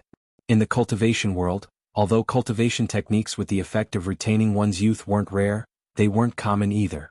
Individual cultivators most likely couldn't get their hands on such cultivation techniques. This Taoist secretly speculated that if Mo Tienga's youthful appearance was due to the cultivation technique she practiced, then she was most likely someone from a cultivation group. If it wasn't because of the cultivation technique she practiced, it would be even more frightening for her to have such a high cultivation level at such a young age. Because of this, his attitude was both polite and respectful. My Taoist name is Fangzheng. May I know how I should address fellow Taoist? Mo Tienga's gaze swept over this person, but she didn't give him her real name. I'm Yi Xiaotian. Nice to meet you. After leaving Mount Taikong, she had already changed out of her cultivation group's uniform. Her name was also an alias and she rarely walked outside, so presumably no one would recognize her. So it's fellow Taoist Yi. Taoist Fangzheng once again cupped his hands towards her, then went straight to the point. Fellow Taoist Yi must have noticed the spiritual aura fluctuation here, so she rushed over to take a look. Mo Tienga nodded. Yes. Her gaze once again fell on the valley below the cliff.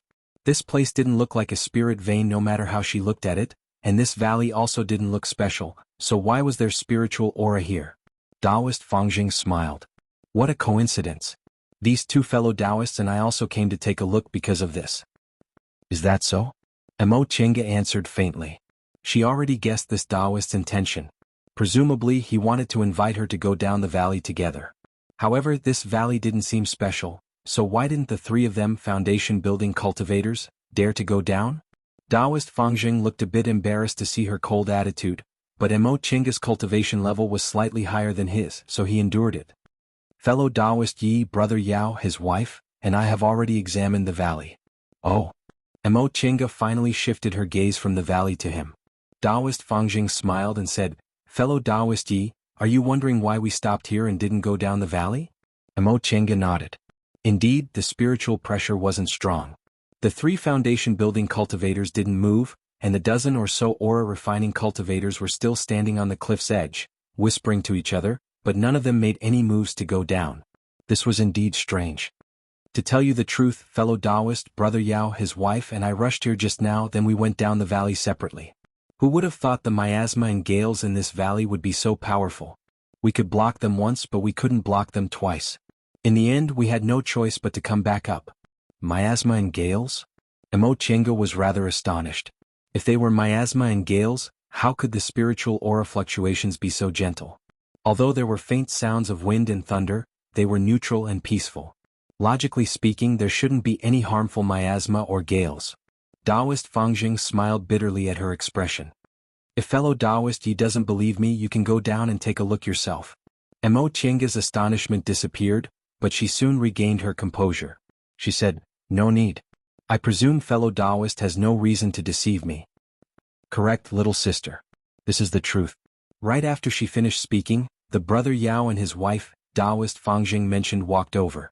The woman was dressed like a married woman. She was about 27 or 28 years old, charming, graceful, and had a smile on her face. When she spoke, her tone was soft but straightforward, giving her a very favorable impression. Once the woman finished speaking, the male cultivator next to her frowned and said helplessly, Little Sister Wan, this young lady's cultivation level is higher than ours, so how could you call her little sister, so casually? That's too rude. He then turned around and cupped his hands towards Mo Tienga apologetically. Fellow Taoist Yi, I'm really sorry. My wife is outspoken and didn't mean to offend you. Before Mo Tienga could answer, the woman said angrily, Big brother Xiao, don't rush to apologize on my behalf.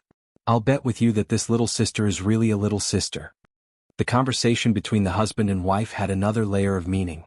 The male cultivator reminded his wife that Mo Chinga's cultivation level was higher than theirs and that she might even be a bit older than them.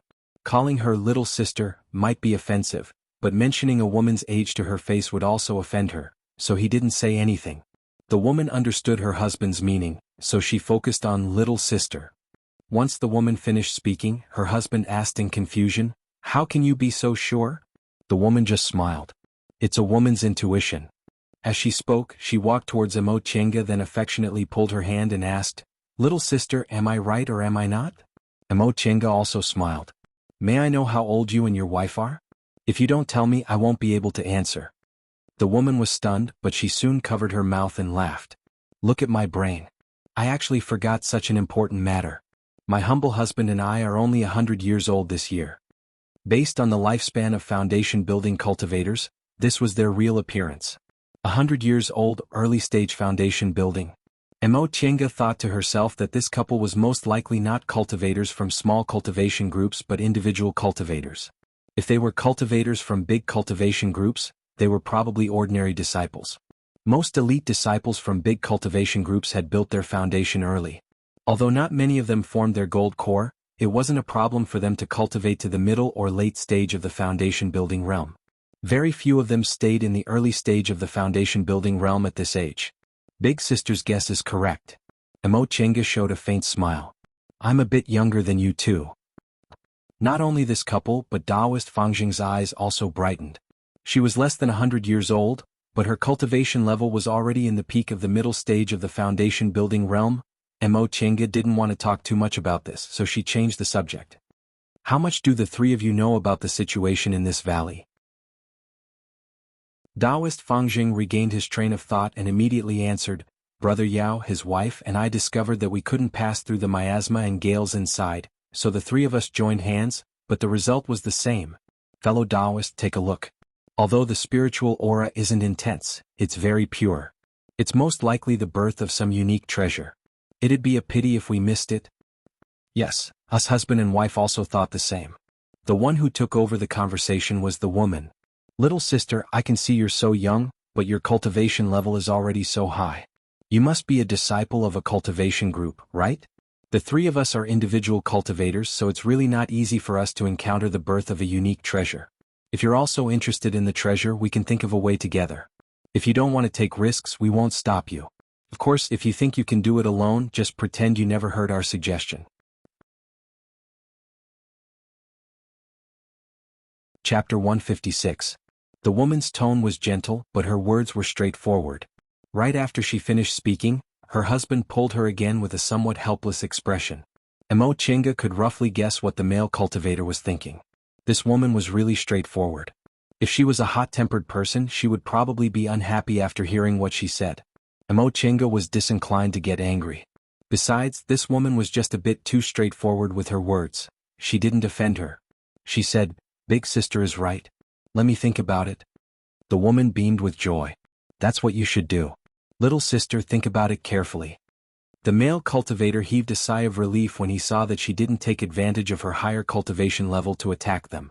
Although there were two of them, their cultivation levels were a bit lower than others.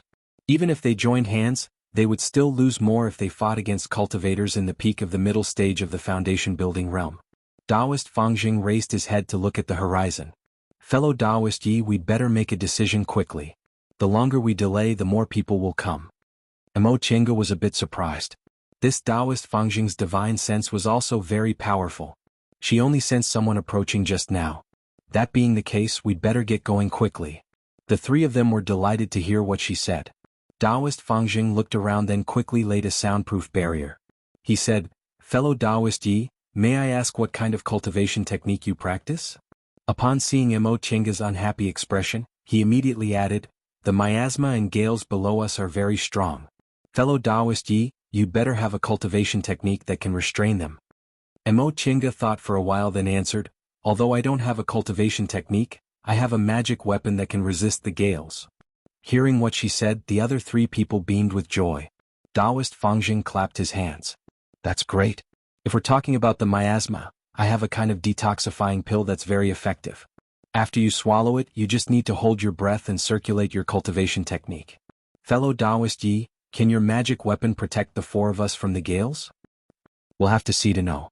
After their brief discussion, the four of them took out their flying magic tools under the envious gazes of many aura-refining cultivators and fell into the valley. What Emochenga took out was an ordinary flying sword. Firstly, the white silk handkerchief had to take on the role of resisting the gales on this journey. Secondly, she wanted to hide her wealth. The white silk handkerchief was a magic weapon. It was already eye-catching to take it out, but now it was discovered by others that it had so many functions. It was inevitable that people would be envious. From the short conversation they had just now, Emochenga found out that the man was called Yao Zixio and the woman was called Shang Rowan. They were born in a cultivation family and had been childhood sweethearts. Later, when the family declined, the two of them became loose cultivators. It had to be said that the two of them were extremely lucky. They had inadvertently saved a severely injured nascent soul cultivator. That nascent soul cultivator was grateful for the two of them saving his life and had given them several foundation-building pills in return. With these foundation-building pills, the two of them unexpectedly reached the foundation-building realm together. Originally, with their status as foundation-building cultivators, it wouldn't have been difficult for them to find a small cultivation group to stay in. However, they were already used to wandering the world and didn't like being tied down. Furthermore, their aptitudes weren't outstanding, so even if they found a cultivation group, it would be difficult for them to advance to the core formation realm. It would be better for them to remain as loose cultivators, which would be a bit more enjoyable. Emochenga saw that Shang Rowan was frank, open-minded, and her mental state was even more carefree than many elite disciples in cultivation groups, so her evaluation of her improved by a notch. Her husband, Yao Zixio, was rather taciturn and a bit more tactful than her, so they complemented each other perfectly. The two of them were very harmonious and looked very loving. As for Taoist Fangjing, he was also an individual cultivator. He was quite old and had a lot of experience, but his temperament couldn't be seen yet. The three of them guessed she was a disciple of a cultivation group. Emochenga didn't deny it and just vaguely said she was passing by and happened to run into them, so she came to see what was going on. As they flew down from the valley, they saw that the valley was filled with fog and the bottom couldn't be seen. After flying down for a while, they soon reached the edge of the miasma. Taoist Fangjing gave his detoxification pills to the three of them. Emochenga took them but didn't swallow them. Instead, she secretly swapped them for her own medicinal pills. This Taoist Fangjing didn't seem suspicious, but they just met after all, so it was better to be a bit more cautious. Right after that, Emochenga summoned the white silk handkerchief and chanted an incantation. In a flash, the white silk handkerchief turned into bricks which fell from all sides and surrounded the four of them like a house, trapping them inside. This was the result of her 5 years of closed-door meditation. In the beginning, this white silk handkerchief could only turn into a brick wall, but after her cultivation level increased, it could turn into more bricks and its defense also became stronger. Under the protection of the brick wall formed by the white silk handkerchief, the four of them cautiously flew down. The miasma wasn't serious. After they flew down for a while, the wind started to howl outside. The sound of the wind became more and more violent. It was so sharp that it sounded like it was tearing something apart as it ruthlessly hit the brick wall. Emochenga wrinkled her brows slightly. This gale was indeed fierce. If this white silk handkerchief hadn't been refined by a deification cultivator and wasn't an ordinary magic weapon, it probably wouldn't have been able to withstand it. Shang Rowan looked worried when she saw Emochenga's slightly pale face. She asked in a low voice, "Little sister Yi, can you hold on?" With a pale face, Emochenga said, "I don't have enough spiritual aura. You two husband and wife, give me a hand." Shang Rowan and Yao Zixio glanced at each other, then made hand seals together. Yao Zixio passed his spiritual aura to Shang Rowan, and Shang Rowan passed her spiritual aura to Emochenga. As for Taoist Fangjing, he was on full alert to guard against any mishaps. The gale became fiercer and fiercer. The three of them gradually ran out of spiritual aura, so they had to take medicinal pills. Because Taoist Fangjing provided them with medicinal pills to ward off the miasma and Emochenga used her magic weapon to block the gale, the Yao couple didn't contribute anything, but the two of them didn't dare to complain. They just kept eating restorative panaceas and transferred all their spiritual aura to Emochenga. Time gradually passed. The Yao couple finally finished their restorative panaceas. Yao Zixio touched his Qingquan bag, then asked Shang Rowan in a low voice, "Little sister Wan, do you have any more restorative panaceas?" Shang Rowan's complexion gradually turned pale. She shook her head and said, "This is the last bottle." They were only ordinary individual cultivators, so their families weren't rich. Chinga swallowed another restorative panaceas, then said, "Fellow Taoist Fangjing, how about you take their place?" Now that the four of them were on the same boat, how could Taoist Fangjing refuse? He nodded and said, "Brother Yao, you and your wife should rest for a while. I still have some restorative panaceas on me, so it won't be a problem for us to hold on for a while." The Yao couple had already used up their medicinal pills, so how could they refuse? Yao Zixio said, "In that case we won't be polite." Taoist Fangjing put his palms together and moved his spiritual aura into Chinga's body through her back. Now that Yao Zixio and Shang Ruan were free, they seized this time to close their eyes and rest. At that moment there was a whooshing sound outside. All of a sudden, several gusts of gale attacked them, hitting the brick wall outside heavily. For a moment, Chinga lost control of the brick wall, causing the four of them to suddenly feel dizzy. Shang Ruan called out, "Big brother Xiao." Yao Zixio hastily rushed over. The two of them held each other's hands tightly and steadied themselves together. Chinga and Fangjing's cultivation levels were higher than theirs, so their adaptability was also faster than theirs. Once Chinga realized she was losing control of her magic weapon, she immediately bit the tip of her tongue and spat out a mouthful of blood essence, forcibly regaining control of the magic weapon. Taoist Fangjing also immediately moved his spiritual aura again, sending it into Chinga's body. After the torrent passed and the four of them regained their stability, Chinga said, "The situation isn't good. If the gale was a bit stronger, my magic weapon wouldn't be able to hold on." What she said made the other three people wrinkle their brows. They had experienced it themselves, so they naturally knew how powerful the gale was. Right now, the Yao couple had used up all their restorative panaceas and didn't have enough spiritual aura, so even protecting themselves would be a problem. Although Taoist Fangjing still had some strength left, if Chinga couldn't hold on, he wouldn't be able to survive the gale without the protection of the white silk handkerchief. While they were hesitating, another torrent came. This time, Chinga was already prepared. She had been using her divine sense to firmly control the white silk handkerchief, but this time the torrent was even stronger. Even though Chinga's divine sense was powerful, she still felt powerless even though she wanted to. She made a prompt decision and shouted, "This won't do. We have to go back." Nevertheless, Taoist Fangjing was hesitant. "We're almost at the bottom, aren't we?" Chinga raised her voice. "If it comes again, I won't be able to hold on. Fellow Taoist Fangjing, can you guarantee you'll be able to hold on?" What she said made Taoist Fangjing silent. His cultivation level was slightly lower than Chinga's, so if Chinga couldn't hold on, he wouldn't be able to either. Another gale attacked them. Shang Ruan's complexion turned pale and she spat out a mouthful of blood. Yao Zixio turned pale with fright. "Little sister won." Chinga no longer said anything. She immediately manipulated the flying sword to change its flying direction. If this continued, she might lose her life here. She wasn't an individual cultivator. She had a sect and a master, and she had outstanding talents, so she didn't lack medicinal pills. Even if she didn't have this kind of unique treasure, she still had a chance to advance to the great Tao. If she lost her life for something that might not even exist, she would lose more than she gained. Upon seeing her changing direction, Fangjing called out, "Fellow Taoist Yi." He seemed reluctant. Chinga said coldly, "If we don't go back, we'll all die here. No matter how good a treasure is, it depends on whether we're alive to enjoy it."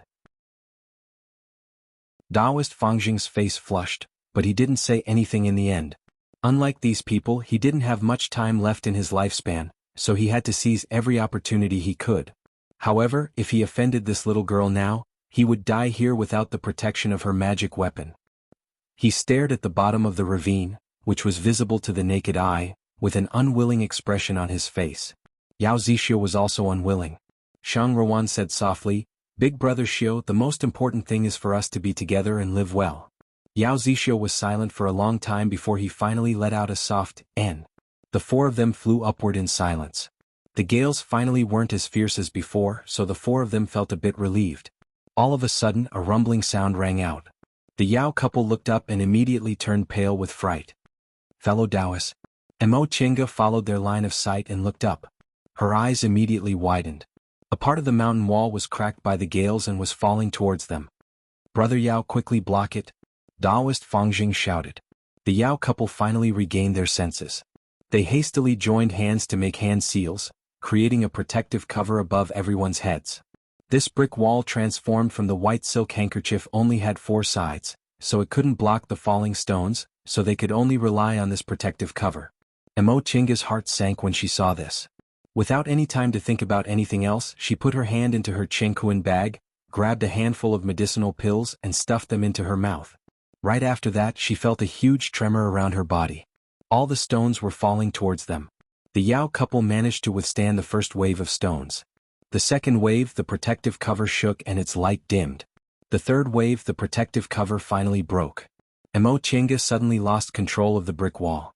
She immediately clasped her palms together, and the 4 sides of the brick wall transformed back into the white silk handkerchief. She made a hand seal, wanting to return to the virtual sky world, but she couldn't even hold on for a short period of time.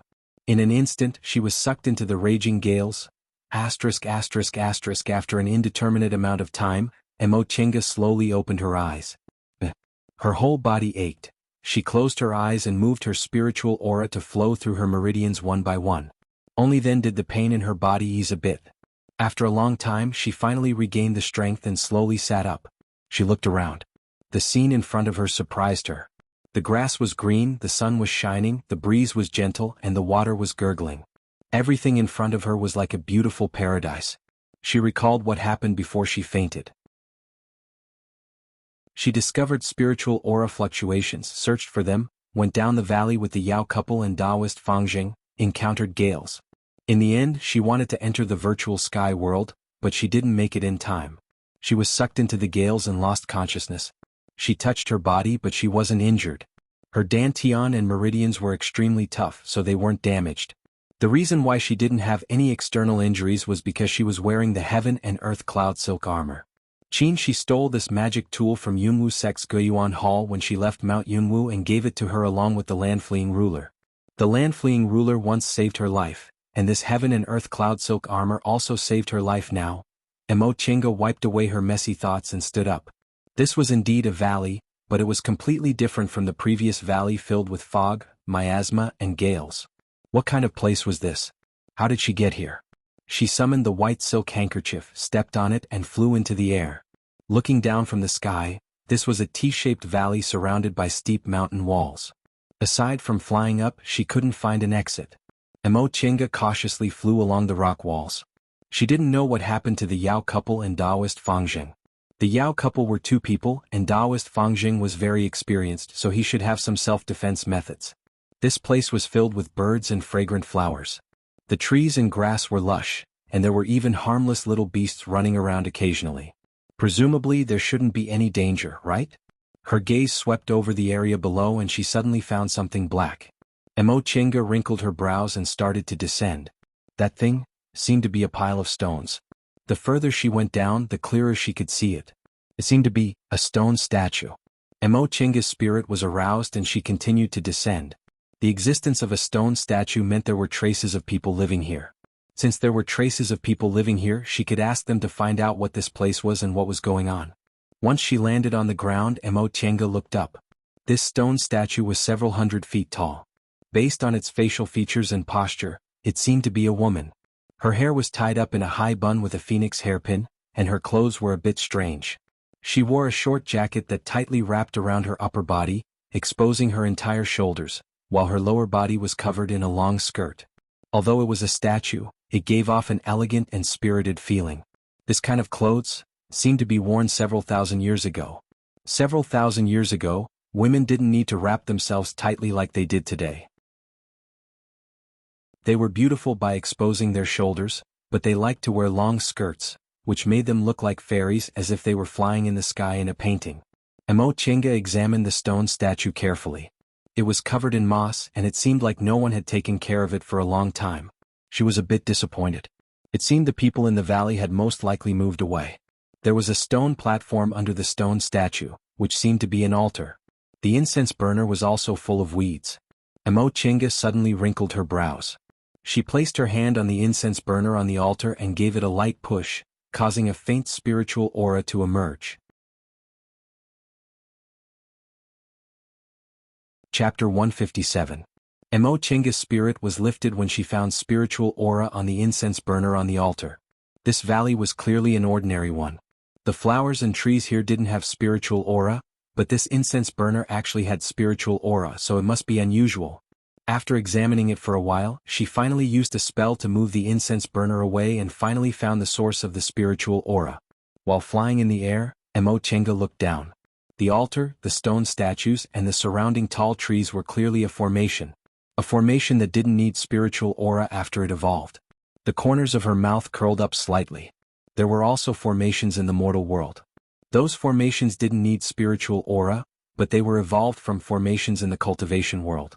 Their purpose was to confuse the judgment of mortals. If cultivators used their divine sense and magic, they would naturally be able to break them. Emochenga put her palms together and cast a spell. The incense burner on the altar instantly exploded, revealing the things inside.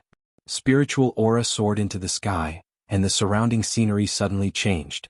The sky darkened. Emochenga raised her head and looked around with a frown. A formation within a formation. This formation was a real formation from the world of cultivators. The stone statues and altars she saw just now were all gone, leaving only an empty wilderness. No, this was an illusion. She held the shuttle of flying Apsara in her hand and summoned the white silk handkerchief. Emochenga instantly flew up and made a hand seal. After making several extremely complicated hand seals, several spiritual auras were sent out at the same time. Whistling sounds came from the dark night, like the whimpers and roars of malicious spirits. Then several spiritual auras counterattacked.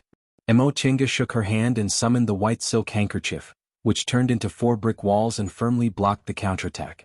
In the next moment, she put away the white silk handkerchief and took out the shuttle of flying Apsara, which turned into several golden lights and attacked. Puff, puff, puff, puff. After several soft sounds, everything quieted down and the sky brightened. Emochenga breathed a sigh of relief. This formation had been around for thousands of years, so its spiritual aura was already weak and its power was greatly reduced. That was why she could break it so easily. However, based on the technique used to lay this formation, its original power would probably even trap a nascent soul cultivator for a while. Could it be that the person who laid this formation was a nascent soul cultivator? With this thought in her mind, Emochenga cautiously observed her surroundings. The formation was broken, and the scenery returned to its original appearance. A hole appeared under the incense burner, and spiritual energy surged out. Emochenga was flabbergasted. There were obviously no spirit veins in this valley, so why did this cave emit such pure spiritual aura? This spiritual aura fluctuation was very similar to what she had felt before. Upon discovering this, Emochenga cautiously approached it. She first used magic to probe it, then caught a live animal and put it inside. Only after confirming that there were no abnormalities did she slowly step inside. The cave entrance was extremely narrow, probably only wide enough for one person to pass through. Following the stone steps, they walked down step by step until they reached a spacious hall.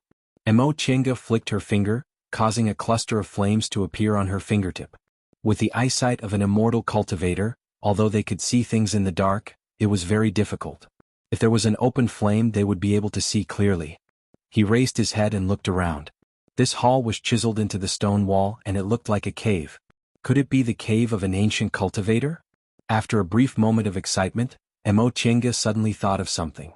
No, that stone statue just now was obviously a person from several thousand years ago, so it shouldn't have anything to do with ancient cultivators. He walked past the hall and slowly walked along the stone path. The hall was very dark, but the spiritual aura was very dense. Emochenga concluded that this was a small spirit vein that had been sealed by someone with a formation. Apparently, this was most likely a cultivator's cave, and this cultivator's cultivation level was definitely above the nascent soul realm. With this conclusion, Emochenga's interest was finally piqued. Since the formation was still there, this cave shouldn't be an abandoned one. If that was the case, this nascent soul cultivator most likely passed away in this cave. What did the cave of a nascent soul cultivator passing away represent? This cave must contain the cultivator's treasures. Emochenga took out the shuttle of flying Apsara and circled around her vigilantly. After coming to this conclusion, Emochenga became even more cautious. The long stone path was filled with boundless darkness. After walking for a while, Emochenga suddenly felt a chill run down her spine. Although she was already an immortal in the eyes of mortals, she still felt a bit scared when faced with this kind of scene. She recalled her previous adventures. They were just killing each other. She had never faced the ignorant darkness alone. In the darkness, she could only hear her long and light breathing. The sound of breathing that she usually couldn't hear was exceptionally clear in the boundless silence. She could only see the flame on her fingertips. The rest was hazy, which made it even more terrifying. Realizing that her mood wasn't right, Emochenga closed her eyes and made a hand seal. The space between her eyebrows shone brightly, and she instantly entered the virtual sky world. Seeing the familiar bamboo house and the brook, her mood calmed down a bit. Sitting in the bamboo house, Emochenga couldn't help but shake her head. Sure enough, her mental state wasn't tempered enough. If that was the case, there would definitely be problems when she went through the inner demon during core formation. Fortunately, she came out to gain experience. Otherwise, even if her master was a nascent soul cultivator, he wouldn't be able to find any problems with her. She sat cross-legged and began to adjust her breath. She ran her great circulatory circle to confirm that her mood was calm before she prepared to go out and continue exploring. But before she could chant the incantation, she suddenly stopped. Outside the virtual sky world, a vague voice came, "Big Brother Xiao, take a rest first." This was Shang Ruan's voice. Emochenga made a hand seal and pointed her finger. Then the voice became clear. "Big Brother Xiao." Shang Ruan's breathing was very loud. She seemed very tired. With her cultivation level in the early stage of the foundation building realm, there was no reason for her to feel tired. Could it be that she was injured? After a while, she finally heard Yao Zixio's voice. "Little Sister Wan, are you all right?" Shang Ruan panted for a while before her breathing gradually became smooth. She said, "Big Brother Xiao, why are you in such a hurry?" Emochenga could hear the complaint in her voice. Yao Zixio said, "We survived a disaster and found a cultivator's immortal's cave here. There might be some treasures inside, so of course I'm in a hurry. If Taoist Fangjing and that female cultivator surnamed Yi find them, won't we have a share?" "So what if we don't have a share?" Shang Ruan was a bit annoyed. "Didn't you say being with me would be good? If we can be together, so what if we don't have any treasures?" After a while, Yao Zixio finally said, "Little Sister Wan, I'm doing this for the sake of us being together. We went through all kinds of hardships to escape. What if we get caught again? All these years I've thought it through. Without cultivation level and strength, we don't have the right to speak. Back then, if my cultivation level wasn't too low, your father wouldn't have promised you to someone else. If we weren't too weak, we wouldn't have had to hide from place to place all these years and run to the secular world. Little Sister Wan, don't you understand? In the cultivation world, strength is the foundation of everything. Otherwise, it'd be hard for us to be together." "What's so hard about this?" Shang Ruan's voice was filled with anger. "If we find a place to live in seclusion, my father and the others won't be able to find us even if they want to die." As she said that, she once again softened. "Big Brother Xiao, what's wrong with you? You weren't like this before, why?" "Don't ask me why," Yao Zixio shouted. Emochenga was also startled by him. After thinking about it, she felt somewhat worried, so she tapped the space between her eyebrows. A bead emerged from there and she cast an art on it. A crack appeared in the virtual sky world and she saw the Yao couple in the stone path. Shang Ruan also seemed to be startled by Yao Zixio. She stared at him in astonishment. However, Yao Zixio's expression softened and he said in a gentle voice, "Little Sister Wan, I want to give you happiness, and not take you to hide from place to place. I want to bring you back openly one day, and let your father and the others know that your choice of me was right." Upon hearing what he said, Shang Ruan looked touched. "You don't have to be like this. I've already said it before, I don't care what your cultivation level is. It's enough as long as I can be with you." "No, Little Sister Wan," Yao Zixio insisted. I can't be that kind of cowardly man. If that's the case, everything your father said back then would be right. I only have 3 spiritual roots. Even building my foundation was very difficult for me. If you didn't secretly give me your foundation building pills, I don't even know if I could build my foundation. I want to prove to your father that although my aptitude isn't good, I can still build my foundation." After listening up to this point, Emochenga roughly understood what was going on with this Yao Zixio couple. These two people weren't individual cultivators whose clans had declined at all. They were cultivators who escaped from their clans. It was probably true that they were childhood sweethearts. After growing up together, they developed feelings for each other over time. However, Yao Zixio's aptitude was only average. He couldn't enter Shang Ruan's father's eyes, so he forbade the two of them from seeing each other. As a result, Shang Ruan secretly eloped with Yao Zixio. Perhaps there were some mistakes in the details, but that was most likely the case. However, Mo Chenga had a bad premonition when she heard what Yao Zixio said. Shang Ruan was in the middle of the situation, so she probably didn't notice Yao Zixio's hidden thoughts. He said he wanted to give her happiness, but his gaze was flickering in a place Shang Ruan couldn't see. She was afraid that this man was already unwilling to live a life that only had love. With a hint of a sneer on her face, Mo Chenga continued to listen to their conversation. Shang Ruan was finally convinced. She leaned against Yao Zixio's chest and said softly, "Big brother Xiao, don't worry. On our way here, we didn't find any traces left by other people. Presumably we were the only ones who found them. I quite like that little sister from Yi clan, but I wonder if she's still alive. Rest assured. That girl's cultivation level is higher than ours. Even if the two of us joined hands, we probably wouldn't be able to defeat her. She also has a spiritual treasure, so she should be fine." "That's true," Yao Zixio said. "This fellow Taoist Yi? I really don't know her identity. How old do you think she is?" Shang Ruan thought for a moment then answered, "Although this little sister's behavior is steady, I can tell she's still a little girl at first glance. I can't give a specific age, but she's most likely below 80 years old." "Below 80 years old?" Yao Zixio's gaze flickered as he muttered, "At this age she's actually already in the peak of the middle stage of the foundation building realm. If she's lucky, she'll probably be able to form her gold core when she's 100 years old, right? She must be an elite disciple of a big cultivation group." "Most likely," Shang Ruan said. "Judging from the spiritual treasure she has, it's far superior to her peers, so she definitely can't be an individual cultivator. I'm afraid a small cultivation group wouldn't be able to nurture someone like that." Yao Zixio nodded inwardly. His gaze was contemplative. "If that's the case, it's actually a gain." "What?" Shang Ruan didn't hear him clearly. Yao Zixio promptly chuckled. "It's nothing. Little Sister Wan, are you feeling better? Should we keep going?"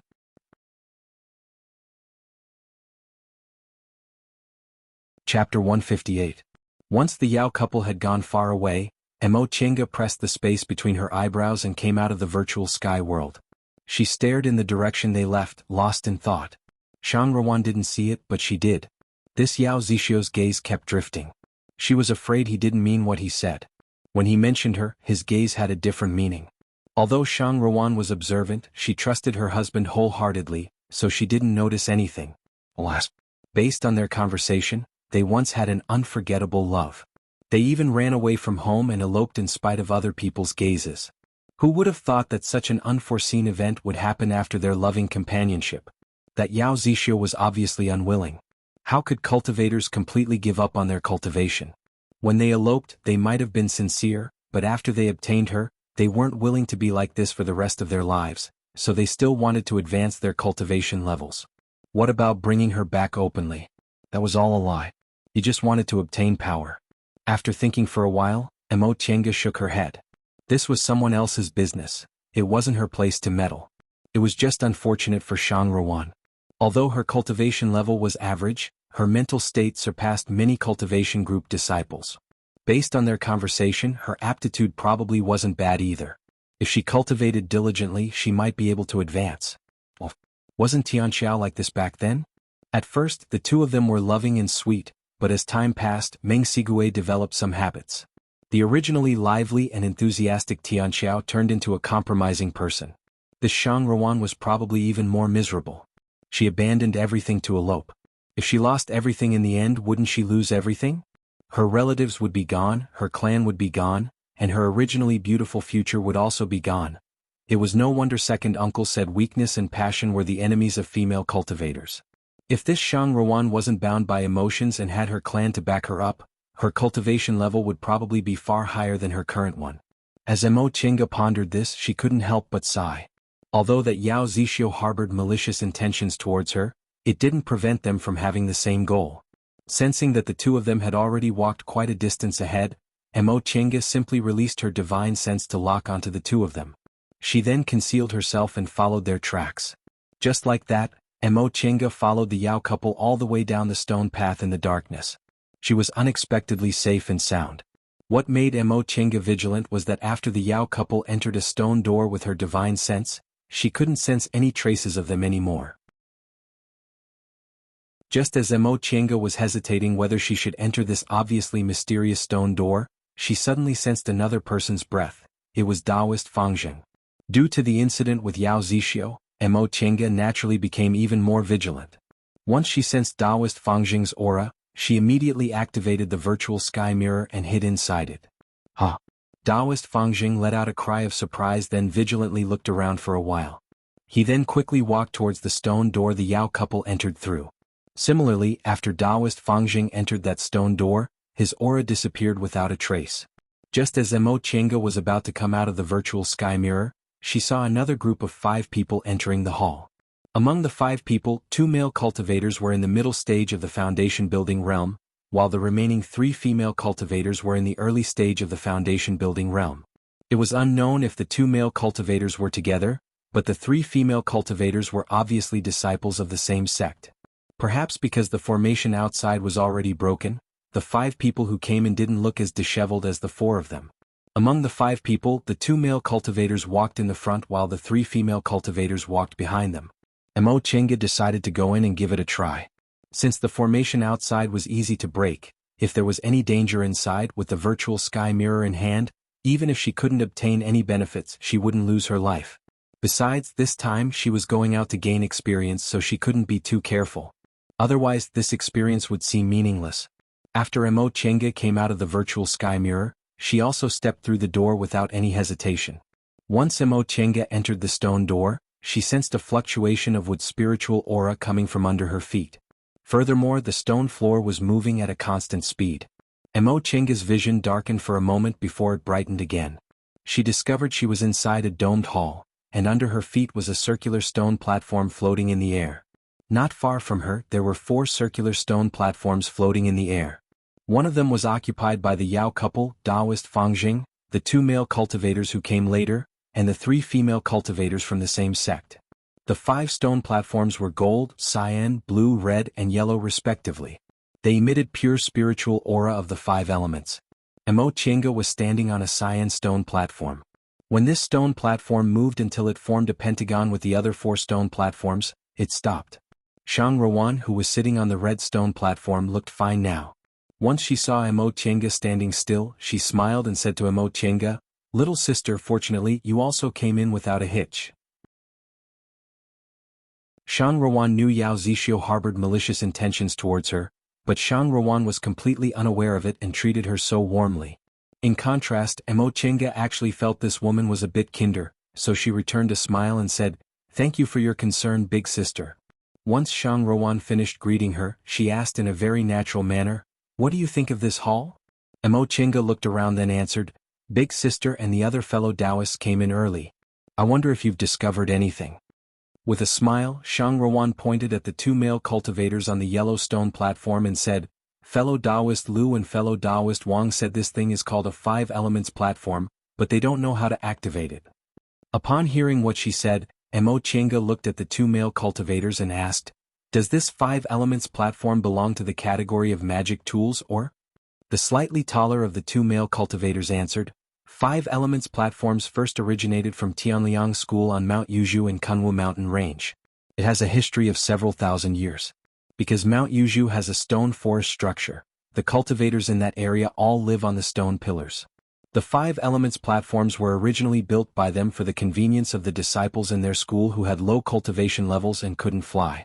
However, according to the book, the reason why the 5 elements platforms are called 5 elements platforms is because each stone platform is evolved from a formation.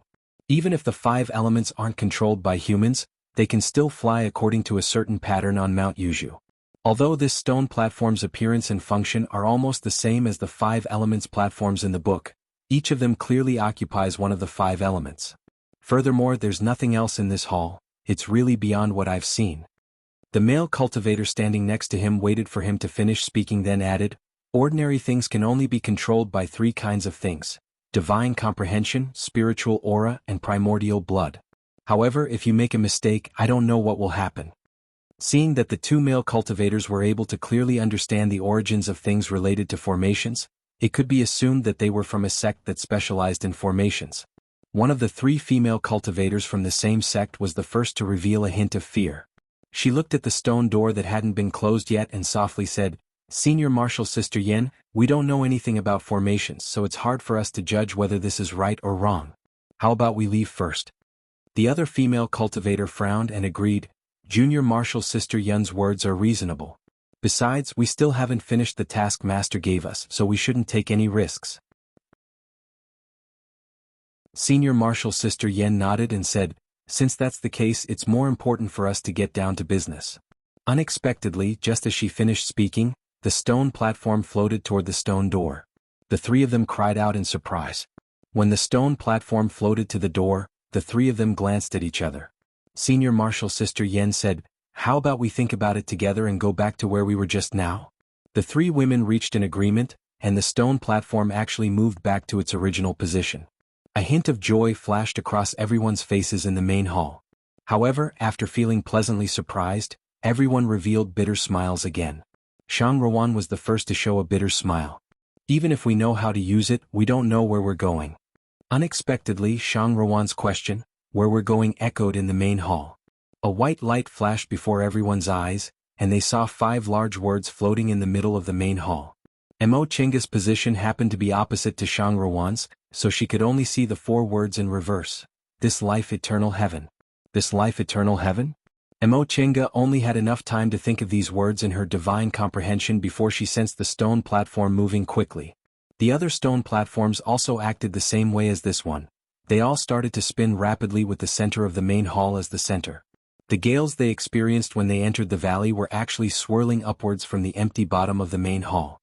Just as Mo Chinga was about to release her protective aura, she saw a circle of bright blue light erupting from the edge of the stone platform. Right after that, she felt there was nothing under her feet, so she subconsciously summoned the white silk handkerchief. By the time she regained her composure, she realized the main hall had disappeared, the 5 elements platforms had disappeared, and the person who was standing next to her a moment ago had also disappeared. She returned to that valley with green grass and bright sunlight. Under her feet was the white silk handkerchief she usually used to fly. The stone statue in the valley was still the same stone statue, but the entrance was no longer there. On the precipitous mountain wall she saw just now, there were now many stone platforms shaped like entrances. There were many 5 elements platforms flying in the valley, and each 5 elements platform was formed by 5 ring-shaped colors. The trees in the valley weren't as short as before. They were all towering trees, and there were also wooden bridges made of tree vines connecting the trees. Looking at this situation, not only did the spiritual aura in the valley have a bit more spiritual aura, but it also seemed a bit more human. Mo Chinga felt that perhaps in the next moment, a woman wearing a short jacket with a phoenix hairpin and a long skirt would walk out from the stone platform on the precipitous mountain wall. Just as Mo Chinga was thinking about this, a woman dressed like this really walked out from one of the stone platforms in the middle of the mountain wall. That woman stepped on a horsetail whisk and flew towards Mo Chinga at high speed. Mo Chinga was ready to take action, but the woman said, "Fellow Taoist, do you see the 2 junior martial sisters who came with me?" Mo Chinga took a closer look. Although her attire had completely changed, this woman was obviously the woman surnamed Yen from the main hall just now. However, under this attire, she looked even more graceful and charming. Mo Chinga said with astonishment, "Fellow Taoist Yen, why are you dressed like this?" A trace of astonishment flashed across the woman surnamed Yan's face. She said, "Miss, aren't you also dressed like me?" Mo Chinga was about to refute when she felt a chill on her shoulder. She looked down and saw that she, who was still wearing a loose robe with big sleeves, was now wearing a short jacket and a long skirt just like the woman surnamed Yen. However, the woman's attire was the same as the one on the stone platform. It was a brilliant gold color, while Mo Chinga's was a verdant green. Mo Chinga recalled that her attire only changed after the woman surnamed Yen arrived, so she asked, "Fellow Taoist Yen, did you change into this kind of attire right after you arrived here?" The woman surnamed Yen pondered for a moment then answered, "When I arrived here, I was separated from my 2 junior martial sisters. That doesn't seem to be the case. It seems like I only changed into this kind of attire after I walked onto the stone platform." Mo Chinga asked again, "Then, when fellow Taoists saw me, was I already dressed like this?" The woman surnamed Yen wrinkled her brows and answered, "This? I'm not too sure." Mo Chinga's expression couldn't help but change. Divine comprehension could actually play such a big role in this place. After thinking for a moment, she understood what was going on. Obviously, after she saw the stone statue at the entrance, her divine comprehension flashed in her mind, and what she saw in front of her was the same as what she imagined. An illusory formation was also an illusory formation. More than 10 years ago, she and Wei Jiaxi experienced an illusion during the demonic beast riot. However, compared to this illusion, that one was simply too crude. Mo Chenga once recalled that if she went to experience that illusion today, she would definitely be able to break it in the first round. However, the illusion in front of her was clearly fake, yet it looked flawless. Upon seeing Mo Chenga's expression suddenly change, the woman surnamed Yen furrowed her brows and asked, "Fellow Taoist, is there something wrong?" Mo Chenga slowly exhaled. While carefully observing her surroundings, she said, "Fellow Taoist, could it be that you haven't noticed that whatever we think about becomes real?" Just as this thought flashed through her mind, a spiritual beast that looked like Xiaohua suddenly appeared on the grass and pounced towards her. Mo Chenga reached out her hand and stroked the head of this Xiaohua. It was smooth to the touch, just like the real thing. Upon hearing what Mo Chenga said, the woman surnamed Yan's expression immediately changed. She pondered for a moment, then made a hand seal, sending a wind blade towards Xiaohua. Unexpectedly, Xiaohua suddenly jumped and rolled away, spewing out an ardent yang real fire. Ah! The woman surnamed Yen hastily dodged, but she still shouted at Mo Chenga, "Fellow Taoist, isn't this real?" Mo Chenga shook her hand, and the shuttle of flying apsara turned into a golden light that surrounded Xiaohua. She then used the soul-refining art and fiercely pressed it down. The second-rank spiritual beast Xiaohua immediately let out a whimper and fell to the ground. She stared at Xiaohua's corpse and said slowly, "This is fake." The woman surnamed Yen stared at her in a daze. Just now she personally tested it. This spiritual beast was indeed a second-rank spiritual beast, but when Mo Chenga attacked, this spiritual beast didn't even have the chance to resist and was killed. Why is it fake? Although it wasn't the real Xiaohua, Mo Chenga still frowned. She turned her head away from the badly mutilated corpse of the spiritual beast and explained to the woman, "I didn't bring any spiritual beasts with me on this trip. I was just testing it." Sure enough, as soon as I thought of spiritual beasts, it transformed into my spiritual beast's appearance. Moreover, even its cultivation level was the same. There was only one flaw. When Xiaohua advanced to the second rank, his ardent yang real fire turned into sun real fire, so this fake Xiaohua had the appearance of a real second-rank inferno beast. Upon realizing this, Mo Chenga's brows furrowed again. To be able to do this, it showed that the master of this illusory formation used his own thoughts to set up the formation. However, this also showed a deeper problem. The master of this illusory formation had very profound knowledge. He seemed to be able to transform whatever the person who entered the formation thought of. This point was even more terrifying than the power of the illusory formation itself. The existence of an illusory formation proved that the master's attainments in formations were very high. However, all formations could be cracked. Nevertheless, with his knowledge, this illusory formation had no flaws at all. Moreover, from another perspective, what kind of person could have such profound knowledge? He could actually imitate the things most people thought of without the slightest error, except for some mutated things. This was too terrifying. The more Mo Chenga thought about it, the more she felt that the master of this illusory formation had abilities beyond her imagination. In the end, her forehead was already covered in fine beads of sweat. Although the woman surnamed Yen heard Mo Chenga's explanation, she didn't understand why Mo Chenga had such a reaction and was full of doubts. However, the fact that Mo Chenga easily killed a second-rank spiritual beast just now made her realize that Mo Chenga's strength was a bit higher than that of ordinary middle-stage foundation-building cultivators. She couldn't help but feel a hint of reverence towards Mo Chenga. "Little sister Yen Ruoshu from Bishuan Court. May I ask big sister's name and which group you're from?" At first she only called Mo Chenga Miss, or fellow Taoist, but now she called her little sister, and called her big sister on purpose. Mo Chenga just said faintly, "I'm Yi Xiaotan. My master is nameless. Presumably fellow Taoist also doesn't know me." Mo Chenga's indifferent tone and her unwillingness to say her master's name made the woman named Yen Ruoshu rather angry. However, when she thought about the current situation, Mo Chenga's expression remained calm, so she swallowed her anger. "Big sister Yi, what's going on? It should be an illusory formation." Mo Chenga lowered her head to look at herself. She closed her eyes to think. When she opened her eyes again, sure enough, her clothes had returned to their original appearance. Illusory array? Yen Ruoshu turned her head to take a look. The flowers, the trees, the spirit beasts and the birds were all real. She couldn't help but feel afraid. What should we do? There's nothing I can do for now. Emochenga took out the white silk handkerchief and the shuttle of flying Apsara and prepared herself to face the enemy. She then turned her head and said, "Let's go. We'll look for other people first. If we can find them, we'll think about our next step." "All right." Yen Ruashu had no choice but to nod her head helplessly. After walking for a while, Yen Ruashu asked, "Big Sister Yi, did you also come here to work in the secular world?" While walking, Emochenga attentively observed her surroundings. When she heard Yen Ruashu's voice, she hastily answered. Yen Ruashu continued, "That's truly a coincidence. We 3 senior sisters and junior sisters were ordered by Master to come to the mortal world to handle some matters, and we just happened to notice spirit energy escaping from here, so we came over to take a look. Sister Yi, what do you want to do? If it's a coincidence, can you come with us?" This woman was indeed a bit noisy. Emochenga wrinkled her brows and said, "I left the mountain to travel under my master's orders, so I'm not sure where I'm going." "Ah, then how about Sister Yi come with us? We are both women, so we must have a lot of common topics." "Big Sister Yi." Emochenga frowned inwardly as this woman kept talking about Bichuan Court. Emochenga knew what kind of cultivation group Yen Ruashu was talking about was Bichuan Court. Reportedly, this cultivation group only accepted women. It was built in an extremely secretive place and rarely had any contact with the outside world.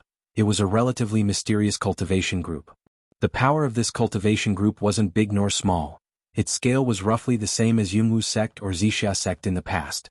However, this Yen Ruashu was very indifferent towards Emochenga before, but now she was a lot more enthusiastic. Obviously, she was alone in this place. Seeing that Emochenga's cultivation level was higher than hers, she wanted to befriend Emochenga. In fact, they were alone now. Emochenga never had the habit of leaving her companions behind, so if there was any danger, Emochenga would naturally protect her. This Yen Ruashu basically didn't need to be like this. "Fellow Taoist Yen, do you have a way to contact your 2 junior martial sisters?" Emochenga interrupted Yen Ruashu. Yen Ruashu paused for a moment then nodded. "We have a sect summoning talisman." The so-called sect summoning talisman was a method for disciples of the same cultivation group to communicate with each other. This talisman was different from a personal summoning talisman. It used a special method. Once it was sent out, all the disciples of the same cultivation group within a certain range would receive it. Emochenga also had several sect summoning talismans in her hands. Every disciple of a cultivation group could receive them when they left the mountain. However, it wasn't easy to make these talismans, so it was best not to use them unless it was an emergency. Upon hearing what Yen Ruashu said, Emochenga said, "In that case, fellow Taoist Yen, you should try to use the sect summoning talisman. It's really hard to find people blindly like this." You're tuning in to the Dreamy Chapters YouTube channel.